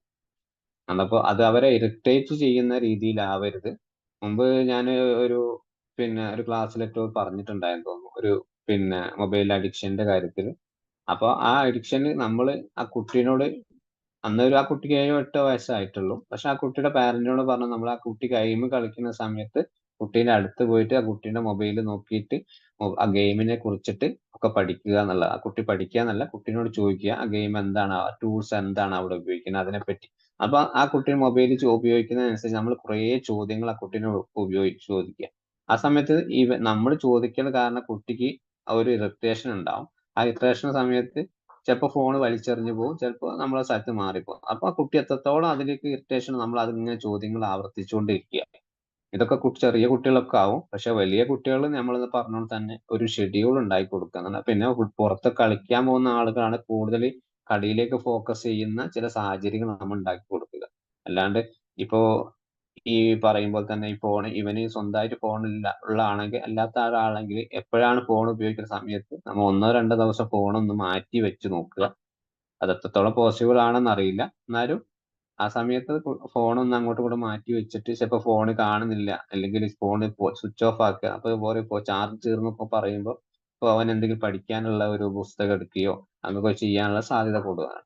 അതൊക്കെ ഒന്ന് ട്രൈ ചെയ്ത് നോക്കി ഒരു ഷെഡ്യൂൾ ഉണ്ടാക്കി കൊടുക്കുക. ഡെയിലി ഇന്നത് അത്ര മണിക്കൂർ പഠിക്കുക, അത്ര സമയം മൊബൈൽ ഉപയോഗിക്കുക, അത്ര സമയത്ത് കളിക്കാൻ പോവുക എന്നുള്ള. പിന്നെ ഈ മൈൻഡ്ഫുൾനെസ് ആയിട്ടുള്ള കുറെ റിലാക്സേഷൻ മെത്തേഡുകളൊക്കെ ഉണ്ട്. അതൊക്കെ സ്ഥിരമായിട്ട് ഉപയോഗിക്കാൻ പറയാം. കാരണം ബ്രീത്തിങ് എക്സസൈസ്, അതുപോലെ തന്നെ മസിൽ റിലാക്സേഷൻ ടെക്നിക്കുകൾ ഉണ്ട്. അതൊക്കെ യൂട്യൂബിൽ നമുക്ക് തന്നെ വീട്ടിൽ സിമ്പിൾ ആയിട്ട് ചെയ്തു കൊടുക്കാൻ പറ്റുന്ന.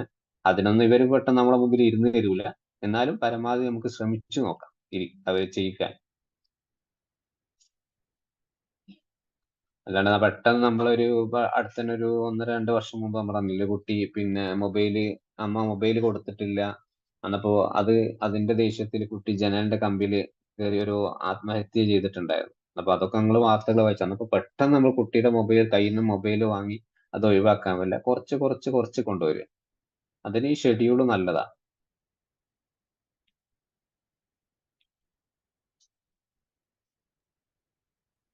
അതേതായാലും നിങ്ങളൊന്ന് ശ്രമിച്ചു നോക്കി. ഈ വിഷയത്തിൽ പാരന്റ്സിന് ഒരു ക്ലാസ് കൊടുക്കാൻ കഴിയുമോ നമുക്ക്? കൊടുക്കാം, പാരന്റ്സിന് അതായത് കൊടുക്കാലോ.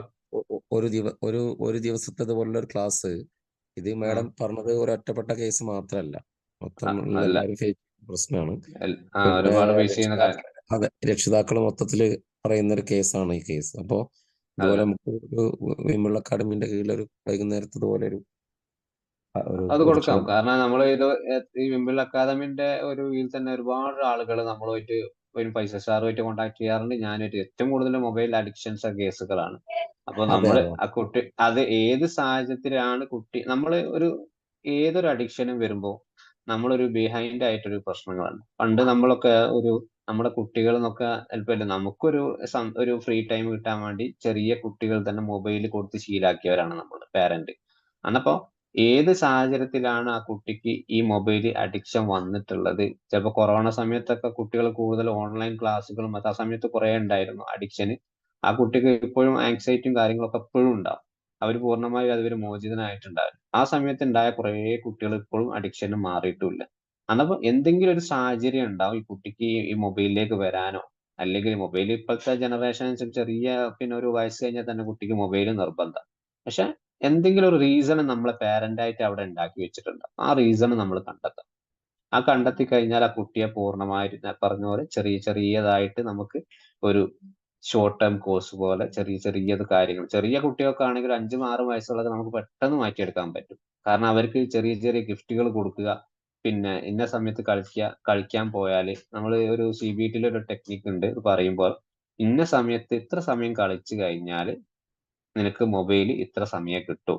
അല്ലെങ്കിൽ മൊബൈൽ ഉപയോഗിക്കുന്ന സമയമാണെങ്കിൽ ഈ 10 മിനിറ്റ് മൊബൈൽ ഉപയോഗിച്ചോ, 11ാം മിനിറ്റിലേക്ക് പോയി കഴിഞ്ഞാൽ ഞാൻ നിനക്ക് ആ ഗിഫ്റ്റ് വാങ്ങി തരില്ല, അല്ലെ നാളെ കളിക്കാൻ വിടില്ല എന്നുള്ളത് ഒരു ചെറിയൊരു പോസിറ്റീവ് ആയിട്ടുള്ള ഒരു റീഎൻഫോഴ്സ്മെന്റ് കൊടുക്കുക, ഒരു പണിഷ്മെന്റ്. അത് പോസിറ്റീവ് റീഎൻഫോഴ്സ്മെന്റ് ഒരു പണിഷ്മെന്റ് ആണ്. നമ്മൾ നല്ല രീതിയിൽ അവരെ പറഞ്ഞു മനസ്സിലാക്കുക. കാരണം അവർക്ക് ഒരു പണിഷ്മെന്റും ആവും, അവർക്ക് ഒരു അടുത്തതിലേക്ക് പോകാൻ ആ മൊബൈലിൽ റെഡ്യൂസ് ചെയ്യാനുള്ള ഒരു കാരണം കൂടിയാവും. അങ്ങനത്തെ ഒക്കെ. പക്ഷെ വലിയ കുട്ടികളിലേക്ക് വരുമ്പോൾ അവരെ മാനസികമായിട്ട് മെന്റൽ ഹെൽത്ത് റിലേറ്റഡ് ആയിട്ട് അവരെ നല്ല രീതിയിൽ നമുക്ക് ഇതിനെ ഫോക്കസ് ചെയ്ത് കൊണ്ടുവരണം. കാരണം അവരുടെ കോൺഫിഡൻസ് ലെവൽ എത്രത്തോളം ഉണ്ടെന്ന് നമ്മളത് ഉപയോഗിക്കണം. പിന്നെ ഇങ്ങനത്തെ കുട്ടികളെ IQ ടെസ്റ്റ് ചെയ്യണം. എത്രത്തോളം പഠനത്തിൽ അവർ ശ്രദ്ധയുണ്ട്, എങ്ങനെയൊക്കെയാണ് ഈ ഗ്രോത്ത്, അവരുടെ ഡെവലപ്മെന്റ് എങ്ങനെയൊക്കെയാണ് നടന്നിട്ടുണ്ടായിരുന്നത്, ഏത് സമയത്ത് ഈ കുട്ടിക്ക് എന്തൊക്കെ പ്രശ്നങ്ങൾ ഉണ്ടായിരുന്നു. കാരണം നമ്മൾ ഡെവലപ്മെന്റ് സ്റ്റേജുകൾ ഓരോ സ്റ്റേജിലും അതായത് 3 വയസ്സുള്ള കുട്ടിയെ ടോയ്ലറ്റ് ട്രെയിനിങ് എന്നാണ് നമ്മൾ പറയുക. ആ സമയത്ത് കറക്റ്റ് കുട്ടിക്ക് 3 വയസ്സായ ടോയ്ലറ്റിൽ സ്വന്തമായിട്ട് പോകാനോ ഡ്രസ്സ് ഇടാനോ അങ്ങനത്തെ കാര്യങ്ങൾ കഴിഞ്ഞിട്ടുണ്ടോ, അല്ലെങ്കിൽ മറ്റുള്ള കുട്ടികളുമായിട്ട് മിങ്കിളായി കളിച്ചിട്ടുണ്ടോ, ഇതൊക്കെ നമ്മളെ കുട്ടിക്ക് എന്തെങ്കിലും ഒരു അഡിക്ഷനോ ആങ്സൈറ്റി ഒക്കെ വരുമ്പോൾ നമ്മളൊന്ന് ചിന്തിച്ചു നോക്കുക, പിറകിലേക്ക് ചിന്തിക്കുക. എന്റെ മകൻ ഇങ്ങനെ മുമ്പ് ഒരു പ്രശ്നം ഉണ്ടായിരുന്നു, ആ സമയത്ത് എങ്ങനെയായിരുന്നു വേണ്ടത് ഒന്ന് ചിന്തി കഴിഞ്ഞാൽ നമുക്ക് തന്നെ സൊല്യൂഷൻ കിട്ടും. ഒരുപാട് ഡോക്ടേഴ്സിന്റെ കാര്യത്തിൽ നമ്മൾ പോകണ്ട, നമുക്ക് തന്നെ വീട്ടിൽ നിന്ന് അതിന് മാറ്റിയെടുക്കാനുള്ള ഒരു സൊല്യൂഷൻ അതിൽ നിന്ന് കിട്ടും. നമുക്ക് പാരന്റ് ഒരു ക്ലാസ് കൊടുക്കാം. കാരണം ഇതിപ്പോ ഒരുപാട് കേസ്, സാറ് പറഞ്ഞതുപോലെ തന്നെ ഒരുപാട് കേസ് ദൈനംദിനം ഇങ്ങനെ വളർന്നുകൊണ്ടിരിക്കുന്ന കേസുകളാണ്. ഇപ്പൊ എക്സാം സമയമായിട്ട് പോലും പല കുട്ടികളും ഇപ്പൊ മൊബൈലും കളിച്ച് പഠിക്കാൻ പറഞ്ഞാൽ പഠിക്കൂല. അവരെ ഇഷ്ടം പോലെ ചെയ്യാൻ പറ്റുന്നത് അവര് ചെയ്യും.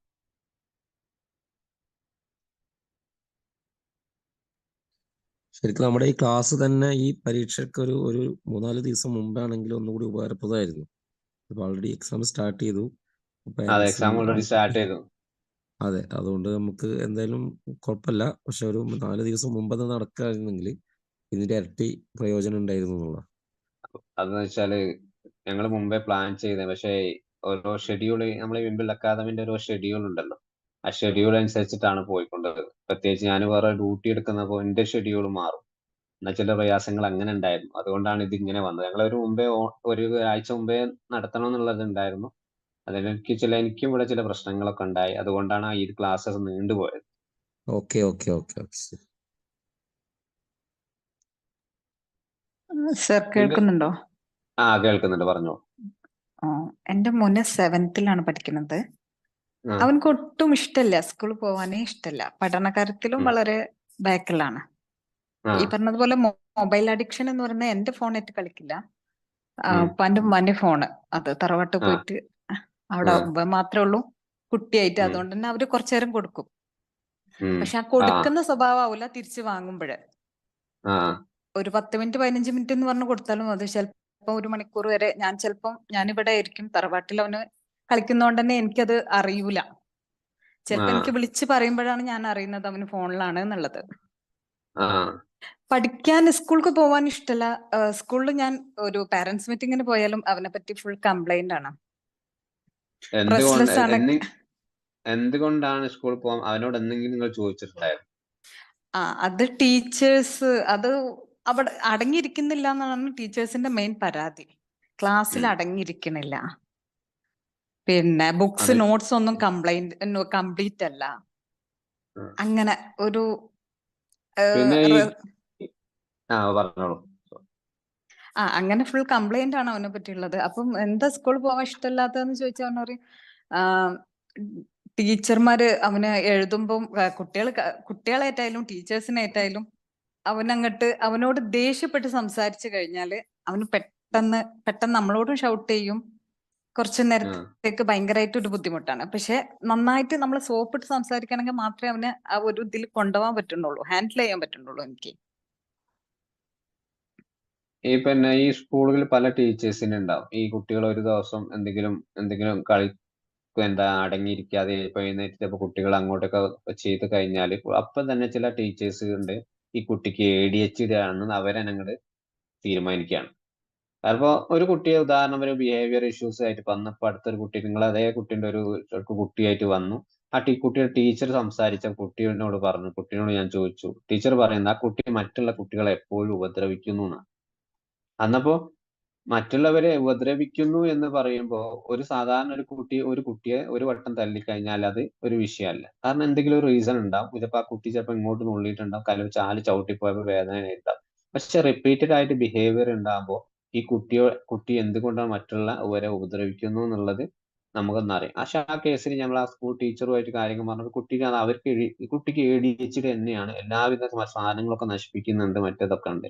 അപ്പൊ ഞാൻ ചോദിച്ചു എന്ത് തെളിവ് അടിസ്ഥാനം ഈ കുട്ടി മറ്റുള്ളവർ ഉപദ്രവിക്കുന്നുണ്ട് എന്നുള്ള മുമ്പ് ഒരു തവണ ആ ടീച്ചർ തന്നെ അറിയാം, മുമ്പ് ഒരു തവണ ഉണ്ടായിട്ടുണ്ട്. ഒരു തവണ, അത് വാക്ക് ശ്രദ്ധിക്കണം, ഒരു തവണ ആ കുട്ടിക്ക് ഞാൻ തന്നെ കണ്ടിട്ടുണ്ട്. അപ്പൊ മറ്റുള്ള കുട്ടികൾ നിങ്ങൾ പരാതി പറഞ്ഞിട്ടുണ്ടോ എന്ന് ചോദിച്ചു. അപ്പൊ മറ്റുള്ള പരാതി പറഞ്ഞ പോലെ അവര് ഒരുപാട് പരാതി ഒന്നും ഇല്ലായിരുന്നു മുമ്പ് കുറെ. പിന്നെ ഞാൻ ചോദിച്ചു എന്തുകൊണ്ടാണ്, നിങ്ങൾ എന്ത് അടിസ്ഥാനത്തിലാണ് ഈ കുട്ടിക്ക് ADHD ആണ്, നമ്മുടെ അടുത്ത് റെമഡിയേഷൻ വന്ന ഒരു കുട്ടിയായിരുന്നു. ഞാൻ ചോദിച്ചു എന്ത് അടിസ്ഥാനത്തിലാണ് ഈ കുട്ടിക്ക് ADHD നിങ്ങൾക്ക് പറയാനുള്ള കാരണം ചോദിച്ചു. എന്നാ പറഞ്ഞു മറ്റുള്ളവരെന്തൊക്കെയോ പറയുന്നുണ്ട്, ഞങ്ങൾ അവരെ പാരന്റും ഞങ്ങളുടേതാണ്. നിങ്ങൾക്ക് അങ്ങനെ പറയും, നിങ്ങൾ പഠിപ്പിക്കുന്ന ടീച്ചറാണ്, കുട്ടീന്റെ ഭാഗത്ത് എന്തെങ്കിലും ബിഹേവിയർ ഇഷ്യൂസ് ഉണ്ടെങ്കിൽ നിങ്ങൾ ആദ്യം പാരന്റിനാണ്. മാത്രമല്ല ഈ കുട്ടിയായിട്ട് സംസാരിച്ച കുട്ടി പറയുന്നു ഞാൻ എന്ത് ചെയ്താലും ആ മിസ്സിന് എന്നോട് പ്രശ്നമാണ്, ബാക്കിയുള്ള കുട്ടികളെ മുമ്പിൽ എന്നെ കളിയാക്കുക, പിന്നെ ഞാൻ എന്ത് നോട്ട്സ് എഴുതിക്കൊണ്ടാലും എനിക്ക് മാർക്ക് തരുന്നില്ല, ബാക്കിയുള്ളവർ എഴുതുമ്പോൾ തന്നെയാണ് ഞാൻ എഴുതുന്നത്, എന്നിട്ടും എന്നെ അവിടെ പരിഗണിക്കുന്നില്ല. ഇങ്ങനെയൊക്കെ കുട്ടികളുടെ അടുത്ത് നമ്മൾ ചെയ്യുമ്പോൾ ആ കുട്ടിക്ക് വളരെ രീതിയിലെ പ്രയാസങ്ങൾ ഉണ്ടാവും. അന്നപ്പോ നിങ്ങളെ ഈ കേസിലാണെങ്കിൽ പോലും കുട്ടിക്ക് പിന്നെ ആരെങ്കിലും സ്കൂളുമായിട്ട് കുട്ടികൾക്കിടയിൽ എന്തെങ്കിലും പ്രശ്നങ്ങളുണ്ടോ, അല്ലെങ്കിൽ സ്കൂളിൽ പോകുന്ന വഴികളിൽ സ്കൂളിൽ പോകാൻ മടിയാണെന്നുണ്ടെങ്കിൽ, ഇപ്പൊ മുമ്പ് ഒരു കേസിൽ ഞാനൊരു പറയാണ്, ഒരു കുട്ടീന്റെ ഇതേ പ്രശ്നം വന്നപ്പോൾ കുട്ടിക്ക് സ്കൂളിൽ പോകാൻ ഭയങ്കര കരച്ചില്. ചിലപ്പോൾ എന്റെ ക്ലാസ്സിലുള്ള വന്ന് പങ്കെടുത്തവർക്ക് ചിലപ്പോൾ ആ കഥ കേട്ടിട്ടുണ്ടാവും. ഭയങ്കര കരച്ചിലാണ് കുട്ടിക്ക് സ്കൂളിൽ പോകുന്ന സമയത്ത്. അപ്പൊ സ്കൂളിൽ പോകാൻ ഒരിക്കലും കുട്ടി തയ്യാറാണ്. അങ്ങനെ നമ്മൾ പലതരത്തിലുള്ള ടെക്നിക്കുകളും കാര്യങ്ങളും ഒക്കെ ഉപയോഗിച്ചിട്ടും കുട്ടിക്ക് മനസ്സിലാവുന്നില്ല. കുട്ടി പോയ പിന്നെ IQ ലെവലൊക്കെ വളരെ ഹൈലാണ്, പഠനത്തിൽ വളരെ, പക്ഷെ സ്കൂളിൽ പോകാൻ പറ്റുന്നില്ല. ആ സമയത്താണ് നമ്മൾ ഒരു മൃഗങ്ങളെ ഫോട്ടോ കാണിച്ച് ഒരു പശുവിന്റെ ഫോട്ടോ കാണിച്ചു കൊടുത്തത്. കുട്ടി ആ പശുവിനെ കണ്ടൊന്ന് ഞെട്ടി. അപ്പൊ ചോദിച്ചു പശുവിനെ കുട്ടിക്ക് പേടിയുണ്ടോ എന്ന് ചോദിച്ചു. ആ സമയത്താണ് ഞാൻ പോകുന്ന വഴിയിൽ ഒരു പശു എണ്ണുണ്ടാവുന്നത്, ആ പശുവിന് എനിക്ക് പേടിയാണ്. ആ ഒരു കാരണം കൊണ്ട് എന്തെങ്കിലുമൊക്കെ റീസൺ ഉണ്ടാവും. നിങ്ങൾ സ്കൂളിൽ ചെന്നിട്ട് ടീച്ചേഴ്സിന് ചോദിക്കുക കറന്റ് കുട്ടിക്കുള്ള പ്രശ്നങ്ങൾ എന്തൊക്കെയാണ്, ഈ കുട്ടിന്റെ IQ ലെവൽ നിങ്ങൾ നോക്കിയിട്ടുണ്ടോ, കുട്ടിക്ക് പിന്നെ നോട്ട് നിങ്ങൾ പിന്നെ കംപ്ലീറ്റ് അല്ല പറയുന്നത് എന്തുകൊണ്ടാണ്. ഇപ്പൊ നിങ്ങൾക്കും ശ്രദ്ധിക്കുക, നിങ്ങൾ പിന്നെ മകന് വീട്ടിൽ നോട്ടൊക്കെ എഴുതുന്നത് കംപ്ലീറ്റ് ആണോ, ആ നോട്ടൊക്കെ ഒന്ന് മറിച്ച് നോക്കി എഴുതുന്നത് കറക്റ്റ് ആണോ, ഇപ്പൊ എന്തെങ്കിലും ലേണിംഗ് ഡിസേബിലിറ്റി ആയിട്ടുള്ള പ്രശ്നങ്ങൾ കുട്ടിക്ക് ഉണ്ടോ, അതൊക്കെ ഒന്ന് അറിയണമെങ്കിൽ നമ്മളെ വീട്ടിൽ തന്നെ നമ്മളെ കുട്ടികളെ, കാരണം ഒരു പുസ്തകം നോട്ട് ബുക്ക് തുറന്നു കഴിഞ്ഞാൽ ആ കുട്ടി എത്രത്തോളം കറക്റ്റ് ആയിട്ട് എഴുതുന്നുണ്ട്, സ്പെല്ലിംഗ് കറക്റ്റ് ആണോ, ഗ്യാപ്പ് വിടാതെ സ്പേസ് വിട്ടിട്ടാണോ എഴുതുന്നത്, സ്പേസ് വിടാണ്ട്, അതൊക്കെ നമുക്ക് ഒരൊറ്റ പേജിൽ നമുക്ക് നമ്മുടെ കുട്ടികളുടെ കാലിബർ മനസ്സിലാക്കാൻ കഴിയും. പക്ഷെ അത് ഒന്നും അറിയാണ്ട് കുട്ടികളെ പരാതികൾ ഇങ്ങനെ പറയുമ്പോൾ എവിടെയാണ് കുട്ടിക്കുള്ള പ്രശ്നം നമ്മൾ കണ്ടെത്തുക ആദ്യം, എന്നിട്ട് അതിനുള്ള സൊല്യൂഷനും കൊടുക്കും. അല്ലാണ്ട് കുട്ടി സ്ഥിരമായിട്ട് ഒരു മൊബൈൽ ഉപയോഗിക്കുന്നു, എന്തുകൊണ്ട് മൊബൈലിലേക്ക് അഡിക്ഷനിലേക്ക് പോയി, എന്തുകൊണ്ട് നിങ്ങളെ വീട്ടിൽ നിന്ന് ഉപയോഗിക്കുന്നില്ല, നിങ്ങളെ തറവാട്ടിലേക്ക് പോകുമ്പോൾ അവിടെ നിന്ന് ഉപയോഗിക്കുന്നു. കാരണം അവിടെ എന്തെങ്കിലും ഒരു കുട്ടിയെ അവിടെ സൈഡിൽ ഇരുന്നോട്ടം വെച്ച് ചിലപ്പോൾ അവർ കൊടുക്കുന്ന മൊബൈൽ ആ കുട്ടിക്ക് അത് അഡിക്ഷനായി മാറിയിട്ടുണ്ടാവാം. പിന്നെ സ്കൂളുമായിട്ട് ബന്ധപ്പെട്ട് സ്കൂൾ ടീച്ചറുമായിട്ട് നിങ്ങൾ പേഴ്സണലായിട്ട് അവന്റെ ക്ലാസ് ടീച്ചറുമായിട്ട് അവന്റെ സംസാരിക്കുക. ചിലപ്പോൾ മറ്റുള്ള കുട്ടികൾ അവൻ എന്തെങ്കിലും ഉപദ്രവിക്കുന്നുണ്ടോ, അതൊക്കെ നമ്മൾ അറിയണം. കാരണം പലതരത്തിലുള്ള ബിഹേവിയറുള്ള കുട്ടികളായിരിക്കും ഓരോ ക്ലാസ്സിൽ ഉണ്ടാവുക. ആ കുട്ടികളൊക്കെ ഈ കുട്ടി ചിലപ്പോൾ ക്ലാസ്സിൽ സൈലന്റ് ആണെങ്കിലോ അത് നിങ്ങൾക്ക് അറിയണ്ടാവില്ല. അങ്ങനെ പുറത്ത് നമ്മളെ വീട്ടിലൊക്കെ ഓടിപ്പാഞ്ഞ് നടക്കുന്ന കുട്ടികളാകുമ്പോൾ പുറത്തേക്ക് പോകുമ്പോൾ ക്ലാസ്സിലിരിക്കുന്ന സമയത്ത് സൈലന്റ് ആയി. ഇങ്ങനത്തെ കുട്ടികളെ ഉപദ്രവിക്കാൻ മറ്റുള്ള കുട്ടികളും കൂടുതൽ ഇതൊരു കാണിക്കും. എന്നപ്പോ ഇതൊക്കെ കുട്ടിക്ക് ഒരു പ്രശ്നമായി. അന്നപ്പോ ഇതൊക്കെ നമ്മളെ കുട്ടികൾ മറ്റുള്ള കുട്ടികൾ എന്നെ ഉപദ്രവിക്കുന്നു, മറ്റു കുട്ടികൾ എന്നെ കളിയാക്കുന്നു പറയുന്നതിന് പകരം ഞാൻ സ്കൂളിൽ പോകില്ല. ഒരൊറ്റ കാരണം അവർ പറയും, എനിക്ക് സ്കൂളിൽ പോകാൻ താല്പര്യമില്ല, എനിക്ക് പഠിക്കാൻ പോകണ്ട എന്നൊരൊറ്റ കാരണമായിരിക്കും അവർ പറയും. പക്ഷെ നമ്മൾ ഇതിന്റെ ഒക്കെ പിന്നിലുള്ള റീസൺ ഒന്ന് കണ്ടെത്തുക, എന്നാൽ തന്നെ നമുക്ക് അതിന്റെ ഒരു റിസൾട്ടും അല്ലെങ്കിൽ അതിന്റെ ഒരു നമുക്ക് എന്തെയാണ് അവിടെ ട്രീറ്റ്മെന്റ് ഇന്റർവെൻഷനും കാര്യങ്ങളൊക്കെ കൊടുക്കേണ്ടത് നമുക്ക് മനസ്സിലാക്കാൻ കഴിയും. നമ്മളൊന്ന് ശ്രദ്ധിച്ചു നോക്കി എന്തൊക്കെയാണ്, എവിടെയാണ് സങ്കടം, സ്വന്തം മകനുണ്ട് പഠനത്തിൽ എവിടെയാണ് കുറവ്, എന്തൊക്കെ കാര്യങ്ങളാണ് നമുക്ക് ചെയ്തു കൊടുക്കാൻ പറ്റുക. നിങ്ങൾ നേരത്തെ പറഞ്ഞില്ലേ, നല്ല രീതിയിൽ അവനോട് സംസാരിച്ചാൽ അവൻ നമുക്ക് കിട്ടും. അതേ രീതിയിൽ തന്നെ മുന്നോട്ട് പോകുക. എന്തൊക്കെ നമുക്ക് അതിന് എന്തൊക്കെ ഇൻക്രിമെന്റ് അതിൽ ഉണ്ടാക്കി കൊടുക്കുക എന്നുള്ളത് നമുക്ക് അതിൽ തന്നെ ചെയ്തു കൊടുക്കാം. Okay sir. ഇനിയിപ്പോ ആണെങ്കിൽ ഞാനായിട്ട് ഒരു കോണ്ടാക്ട് കുട്ടിയായിട്ട് ഞാനും സംസാരിക്കാം. എനിക്ക് അങ്ങനെ ഒരു സമയം നിങ്ങൾ കണ്ടെത്തി തരികയാണെങ്കിൽ ഞാൻ തയ്യാറാണ്. കുട്ടിയായിട്ട് ഒരു 20 മിനിറ്റ് ഒരു വീഡിയോ കോൾ ചെയ്ത് ഞാൻ തന്നെ അങ്ങനെ ഒരുപാട് കുട്ടികളായിട്ട് റാപ്പ് ഉണ്ടാക്കിയെടുക്കാറുണ്ട്. ഒരുപാട് കുട്ടികളെ സംസാരിച്ച്. അപ്പോൾ അതിനൊക്കെ ഞാൻ തയ്യാറാണ്. അപ്പോൾ കുട്ടികളെ സംസാരിച്ച് കാരണം കുട്ടികൾ നമ്മൾ നിങ്ങളോട് പറയുന്നേക്കാൾ കാരണം നമ്മളോട് പറയും. കാരണം അതെങ്ങനെയാണ്, ഞാനിപ്പോ അറിയാത്ത ഒരാൾ വെച്ച് അത് പറയുന്നത് അറിയാം. പക്ഷെ അവർക്ക് ഇഷ്ടപ്പെട്ട ഒരുപാട് ഗെയിംസ് ഇപ്പൊ മൊബൈലിൽ തന്നെ ഉണ്ടാവും. ഗെയിംസിലൂടെയൊക്കെ നമ്മൾ കാണിച്ച ഒരു വിദ്യകളും ഇതൊക്കെ ടൂൾസ് ഒക്കെ കാണിച്ച് നമ്മളെ കുട്ടികളെ നമ്മളെ ഇതിലേക്ക് വരുമ്പോൾ അവർക്ക് ആ സമയത്ത് അവർക്ക് നമ്മളിലേക്ക് കുറച്ചുകൂടി അടുത്ത് കിട്ടും. അന്നപ്പോ അവർ കറന്റ് ഇപ്പൊ അനുഭവിക്കുന്ന പ്രശ്നങ്ങളോ എന്റെ ബുദ്ധിമുട്ടുകളോ അവരെ തുറന്ന് പറയാൻ തയ്യാറായിരിക്കും. Okay sir.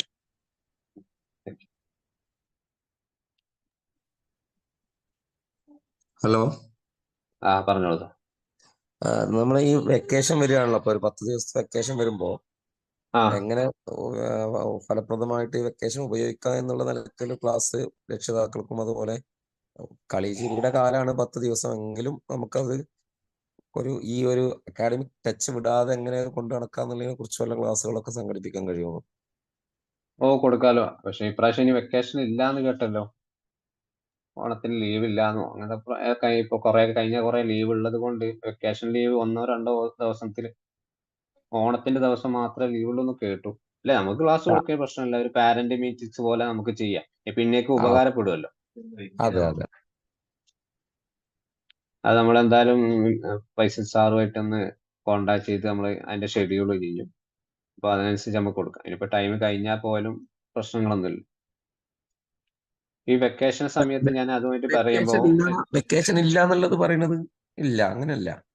കാരണം അല്ല, ഞാൻ എവിടെയോ അങ്ങനെ എന്റെ മോൾ തന്നെ വെക്കേഷൻ ടൈം പറഞ്ഞു. വെക്കേഷൻ ടൈം നമുക്ക് ശരിക്കും 5 ദിവസത്തെ കിട്ടുന്നുള്ളൂ. മറ്റേത് നമുക്ക് റെഗുലർ ആയിട്ട് കിട്ടുന്ന ശനി ഞായറുകളാണല്ലോ. ഈ 5 ദിവസം എന്തായാലും അത് ലീവായിട്ട് തന്നെ ഉണ്ട്. ഇപ്പോ 12-ാം തീയതി അടച്ചു കഴിഞ്ഞാൽ പിന്നെ അടുത്ത 23-ാം തീയതി തുറക്കുന്നത് തന്നെയാണുള്ളത്. അപ്പൊ അതിന്റെ മുമ്പോടിയായിട്ട് ഒരു 13-ാം തീയതി ഒക്കെ ആയിട്ട് നമ്മൾ ഒരു യൂസ്ഫുൾ ആയിട്ട് ഈ വെക്കേഷന് കുട്ടികൾക്ക് ഈ ഒരു അക്കാഡമിക് ടച്ച് വിടാതെ എങ്ങനെ ആഘോഷങ്ങളും വിനോദമൊക്കെ കൊണ്ടുനടക്കുക എന്നുള്ളതിനെ കുറിച്ച് ഒരു സെഷൻ ഉണ്ടാവുകയാണെങ്കിൽ അത് നമ്മൾ പാരന്റ് ആണ് ആദ്യം തയ്യാറെടുക്കേണ്ടത്. കുട്ടികളല്ല തയ്യാറെടുപ്പ് നടത്തേണ്ടത്. നമ്മൾ പാരന്റ് വീട്ടിലുള്ള ആളുകൾ തയ്യാറായി കഴിഞ്ഞാൽ നമുക്ക് ആ കുട്ടികളെ നല്ല രീതിയിൽ മുന്നോട്ട് കൊണ്ടുപോകാൻ പറ്റും, ഒരു ടച്ചും വിടാണ്ട്. അത് നമുക്ക് ക്ലാസ് എടുക്കാം എന്തായാലും നെക്സ്റ്റ് വീക്കിലോ അല്ലെങ്കിൽ കുറഞ്ഞ ദിവസം എന്നാണ് സംസാരിച്ചിട്ട് നമുക്ക് പ്ലാൻ ചെയ്യാം.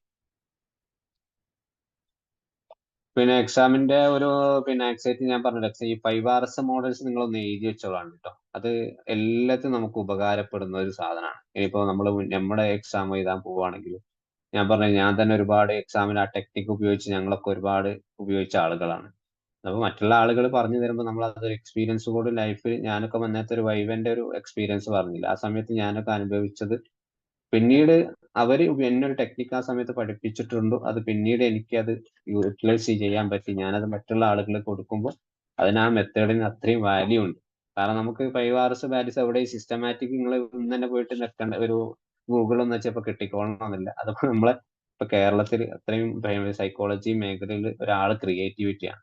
അയാൾ കൗൺസിലിംഗ് കാര്യങ്ങൾ ചെയ്യുന്ന സമയത്ത് കുട്ടികൾക്കിടയിൽ അപ്ലൈ ചെയ്യുന്ന ഒരു മെത്തേഡാണ് 5 അപ്പൊ അത് നമ്മൾ അതിന്റെ ഓരോ റിവേഴ്സ് ഓരോ ഇതുപോലെ തന്നെ ആദ്യം റീഡ് ചെയ്യുക, പിന്നെ പ്ലാൻ ചെയ്യുക, റിവേഴ്സ് ചെയ്യുക, പിന്നെ റിപ്പീറ്റ് ചെയ്യുക, പിന്നെ റിലാക്സ് ചെയ്യാനുള്ള എല്ലാ കാര്യം മൈൻഡ്ഫുൾനെസ് പരമായിട്ട് ഈ 5 കാര്യത്തിൽ എല്ലാ സിസ്റ്റമാറ്റിക്കൽ കാര്യങ്ങളും അതിൽ പെടുന്നുണ്ട്. അതാണ് വേറൊന്നും നമ്മൾ ഈ എക്സാമിനെ കുറിച്ച് പറയാനില്ല. പക്ഷെ നമ്മൾ ഇന്ന് സംസാരിച്ചത് പലരീതിയിൽ വിഷയങ്ങൾ മാറിപ്പോയിട്ടുണ്ട്. എന്നാൽ പോലും അത് മാത്രം നിങ്ങളൊന്ന് ശ്രദ്ധിക്കുക കൂടുതൽ. ഇപ്പൊ റെക്കോർഡിന്റെ വിഷയം ഉണ്ടെങ്കിൽ ഇപ്പൊ ഒന്നുകൂടി നിങ്ങൾ റെക്കോർഡ് തുടക്കത്തിൽ കേട്ട് കഴിഞ്ഞാൽ യൂട്യൂബിലൊക്കെ ഉണ്ടാവും നമ്മുടെ റെക്കോർഡുകൾ.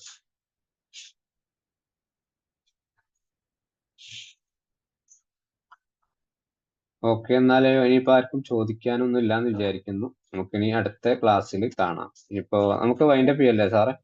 സർ വളരെ പറഞ്ഞോളൂ. നല്ല ക്ലാസ് ആയിരുന്നു. സർ വളരെ നല്ല ഓക്കെ, ക്ലാസ് ആയിരുന്നു. വളരെ ഇൻഫോർമേറ്റീവ്. Thank you. മോനെ വെച്ച് ഞാനെല്ലാം വളരെയധികം ശ്രമിക്കുന്നുണ്ട്. നന്നായി ഈ പറഞ്ഞ പോലെ തന്നെ ഞാൻ ഷെഡ്യൂൾ ചെയ്തിട്ടൊക്കെയാണ് ചെയ്യുന്നത്. എന്നാലും എനിക്ക് മാനേജ് ചെയ്യാന് പ്രയാസം വരും. അതാണ് ഞാൻ പറഞ്ഞത് കേട്ടോ. നമ്മളെ കുട്ടികളെ മാനേജ് ചെയ്യുന്നതിന് പകരം നിങ്ങളെ ഷെഡ്യൂൾ ഒന്ന് ആദ്യം മാനേജ് ചെയ്യണം. അപ്പൊ നമ്മളെ കുട്ടികൾക്ക് അവർക്ക് വേണ്ടി സമയം കത്തുമ്പോൾ നമ്മളെ ജോലികൾ നടക്കണല്ലോ. അപ്പൊ നമ്മുടെ ജോലി അതിന് കുറച്ച് മാറ്റി വെച്ച് കഴിഞ്ഞാൽ അപ്പൊ കുട്ടികൾ കൂടുതൽ അടുത്ത് കഴിഞ്ഞാൽ നമുക്ക് എന്തായാലും റിസൾട്ട് ഉണ്ടാവും. അല്ലാണ്ട് നമ്മുടെ എല്ലാ പണിത്തിരക്കിലിടയ്ക്ക് നമ്മൾ കുറച്ച് സമയം അവർക്ക് മാറ്റി, ഇപ്പൊ കുറഞ്ഞ സമയമായിരിക്കും അവർക്ക് കൊടുക്കുക. അപ്പൊ ആ സമയം അവരിൽ നിന്നും പിന്നെ നമ്മൾ പെട്ടെന്ന് റിസൾട്ട് കിട്ടിക്കോളണമെന്നില്ല. അപ്പൊ നമ്മുടെ സമയം ഒന്ന് മാറ്റി വെക്കുക അവർക്കായിട്ട്. എന്നിട്ട്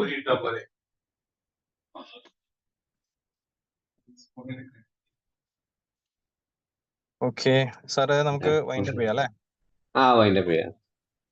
ഓക്കെ, അപ്പോ എന്തായാലും വളരെ മനോഹരമായിട്ടുള്ള ഒരു സെഷനാണ് ഇവിടെ നമ്മൾ വൈൻഡപ്പിലേക്ക് പോകുന്നത്. ഇവിടെ എല്ലാവരും പറഞ്ഞതുപോലെ തന്നെ തീർച്ചയായിട്ടും നമ്മൾ കണ്ടിന്യൂസ് ആയിട്ട് തന്നെ വിപിൾ അക്കാദമിയെ സംബന്ധിച്ചിടത്തോളം ദിവസേന നമുക്ക് സൗജന്യ വെബിനാറുകൾ ഉണ്ട് എന്നുള്ളതാണ്. വ്യത്യസ്തമായിട്ടുള്ള മേഖലയിൽ വർക്ക് ചെയ്യുന്ന ആളുകളെ കൊണ്ടുവന്ന് സാമൂഹികമായിട്ടുള്ള അവയർനെസ് വ്യത്യസ്തമായിട്ടുള്ള വിഷയങ്ങളിൽ നമ്മൾ നൽകിക്കൊണ്ടേയിരിക്കുകയാണ്. അപ്പൊ തീർച്ചയായിട്ടും നിങ്ങളുടെ സജഷൻസ് നമ്മൾ കൺസിഡർ ചെയ്യും. അതിനെക്കുറിച്ച് ആലോചിച്ച് കൃത്യമായിട്ടുള്ള പിന്നെ സ്റ്റെപ്പുകൾ നമ്മൾ എടുത്ത് നമ്മളുടെ ഗ്രൂപ്പുകളിലൂടെ നിങ്ങളെ അറിയിക്കും. ഞാൻ കഴിഞ്ഞ സ്കൂൾ തുറന്ന സമയത്ത് ഒരു സ്കൂളിൽ ക്ലാസ് എടുക്കാൻ പോയിരുന്നു. കാരണം സ്കൂൾ തുറന്ന ദിവസം എല്ലാ സ്കൂളുകളിലും ഒരു സ്പെഷ്യൽ ക്ലാസ് നിർബന്ധമായിരുന്നു. അപ്പൊ അതിനൊരു ക്ലാസ് നോട്ട് ഉണ്ടായിരുന്നു. അപ്പൊ അതില് രക്ഷാകർതൃ വിദ്യാഭ്യാസം എന്നുള്ള ഒരു ടോപ്പിക് ആയിരുന്നു ഉണ്ടായിരുന്നത്. അതായത് ഇന്നത്തെ പുതിയ കാലഘട്ടത്തിൽ നമുക്ക് ഓരോരുത്തർക്കും അറിയാം, ഏറ്റവും കൂടുതൽ നമ്മൾ വീട്ടിൽ നിന്ന് തന്നെ പഠിപ്പിക്കാൻ ഒത്തിരി കാര്യങ്ങളുണ്ട്. കാരണം ഈ വിദ്യാഭ്യാസ പ്രക്രിയയുടെ ഭാഗം ആയിട്ട് രക്ഷിതാക്കൾ മാറുകയാണ്. ടീച്ചർമാർ എന്നതിനേക്കാൾ പ്രാധാന്യത്തോടു കൂടി തന്നെ രക്ഷിതാക്കൾ കൂടി ഈ ഒരു വിദ്യാഭ്യാസ പ്രക്രിയയിൽ ഇൻവോൾവ് ആകണം എന്നുള്ളതാണ് പുതിയ സർക്കാരിന്റെ വിദ്യാഭ്യാസ കാഴ്ചപ്പാടും അവർ പറയുന്നതും പഠിപ്പിക്കുന്ന രീതിയും അങ്ങനെയാണ്. അപ്പൊ ആയതുകൊണ്ട് തന്നെ നമുക്ക് അതിൽ കൃത്യമായിട്ടുള്ള ഒരു അവയർനെസ്സും അതേപോലെ തന്നെ അത് ഇൻവോൾവ്മെന്റും കുട്ടികളുടെ വിദ്യാഭ്യാസ പ്രക്രിയയിൽ നമുക്ക് ഉണ്ടാകണം എന്നുള്ളതാണ്. അപ്പൊ ആയതുകൊണ്ട് തന്നെ ഏത് വിധേനയും നമ്മൾ ഓരോരുത്തരും അവർക്ക് റോൾ മോഡലായി തന്നെ ആയിരിക്കണം നമുക്ക് മുന്നോട്ട് പോകേണ്ടത്. കുട്ടികൾ അങ്ങനെ പഠിച്ചോളും എന്നുള്ള രീതിയിൽ നിന്നൊക്കെ മാറി വിശേഷിച്ചും ഡിസ്ട്രാക്ഷൻസിന്റെ വേൾഡാണ്. കാരണം നമ്മൾ ഓരോരുത്തരും ഈവൻ നമ്മൾ തന്നെ ഒന്ന് ആലോചിച്ച് നോക്കിയേ, നമ്മൾ ചെയ്യുന്ന ജോലികളിൽ പോലും നമുക്ക് ഫോക്കസ് കിട്ടാത്ത ഒരു കാലമാണ്. കാരണം ഡിസ്ട്രാക്ഷൻസ് ആണ്. മൈൻഡ് ഡിസ്ട്രാക്ഷൻസിലേക്ക് പോയിക്കൊണ്ടിരിക്കുന്ന ഗാഡ്ജറ്റുകളാവട്ടെ, അതല്ലെങ്കിൽ നമ്മുടെ ചുറ്റുപാടുമുള്ള എല്ലാ സൗകര്യങ്ങളും നമ്മളുടെ ഫോക്കസിനെയും കോൺസെൻട്രേഷനെയും നശിപ്പിക്കുന്നതോ അതല്ലെങ്കിൽ അതിൽ നിന്ന് വേർതിരിച്ചു കൊണ്ടുപോകുന്നതോ ആയിട്ടുള്ള കാര്യങ്ങളാണ്. അതുകൊണ്ടാണ് ലോകത്ത് നമ്മൾ ആലോചിക്കുക മെഡിറ്റേഷൻ, ഗ്രാറ്റിറ്റ്യൂഡ്, വിഷ്വലൈസേഷൻ, മൈൻഡ്ഫുൾനെസ് എന്നൊക്കെ പറഞ്ഞ് ഓരോന്നും നമ്മൾ പ്രാക്ടീസ് ചെയ്യാൻ, ഇപ്പൊ യോഗ ആവട്ടെ, എക്സസൈസ് ആവട്ടെ, ഇങ്ങനെ തുടങ്ങി നമ്മൾ ഓരോരുത്തരും അങ്ങനെ നമ്മൾ പ്രാക്ടീസ് ചെയ്യാൻ നമ്മൾ പോലും നിർബന്ധിതനാവുന്നത് ഒരു സ്ട്രെസ്സിന്റെയോ അതിൽ നേരത്തെ പറഞ്ഞ ഈ ഡിസ്ട്രാക്ഷൻസിന്റെയോ വേൾഡിൽ നിലനിൽക്കുമ്പോഴാണ്. കുട്ടികളെ സംബന്ധിച്ചിടത്തോളം അവർക്ക് ചെറുപ്പത്തിലെ ഈ ഡിസ്ട്രാക്ഷൻസ് വന്നു തുടങ്ങിയിരിക്കുകയാണ്. അല്ല, നേരത്തെ പറഞ്ഞ മൊബൈൽ ആകട്ടെ അതല്ലെങ്കിൽ മറ്റു ഇതര യൂസ്ഫുൾ ആയിട്ടുള്ള മറ്റു ഇതര കാര്യങ്ങളിലൊക്കെ ഏർപ്പെട്ടുകൊണ്ട് ഡിസ്ട്രാക്ഷൻസ് വന്നുകൊണ്ടിരിക്കുകയാണ്. അപ്പോൾ പഠിപ്പിലേക്ക് അവർക്ക് ഫോക്കസ് കിട്ടുന്നില്ല, അല്ലെങ്കിൽ അവർക്കൊരു ഗോളില്ല. അവർക്ക് കൃത്യമായിട്ട് എങ്ങനെ മുന്നോട്ട് പോകണം എന്നതിനെ കുറിച്ച് യാതൊരു നിശ്ചയവുമില്ല. അവർക്കൊരു ഗോള് നമ്മൾ ഇതുവരെ സെറ്റ് ചെയ്ത് കൊടുത്തിട്ടില്ല. അതല്ലെങ്കിൽ നേരത്തെ തന്നെ മൊബൈൽ അഡിക്ഷനിലേക്ക് നമ്മൾ തന്നെ അവരെ ഉന്തിത്തള്ളി വിട്ടിരിക്കുകയാണ്. അതല്ലെങ്കിൽ അവർക്കൊരു ഡെയിലി റൂട്ടീൻ ഇല്ല.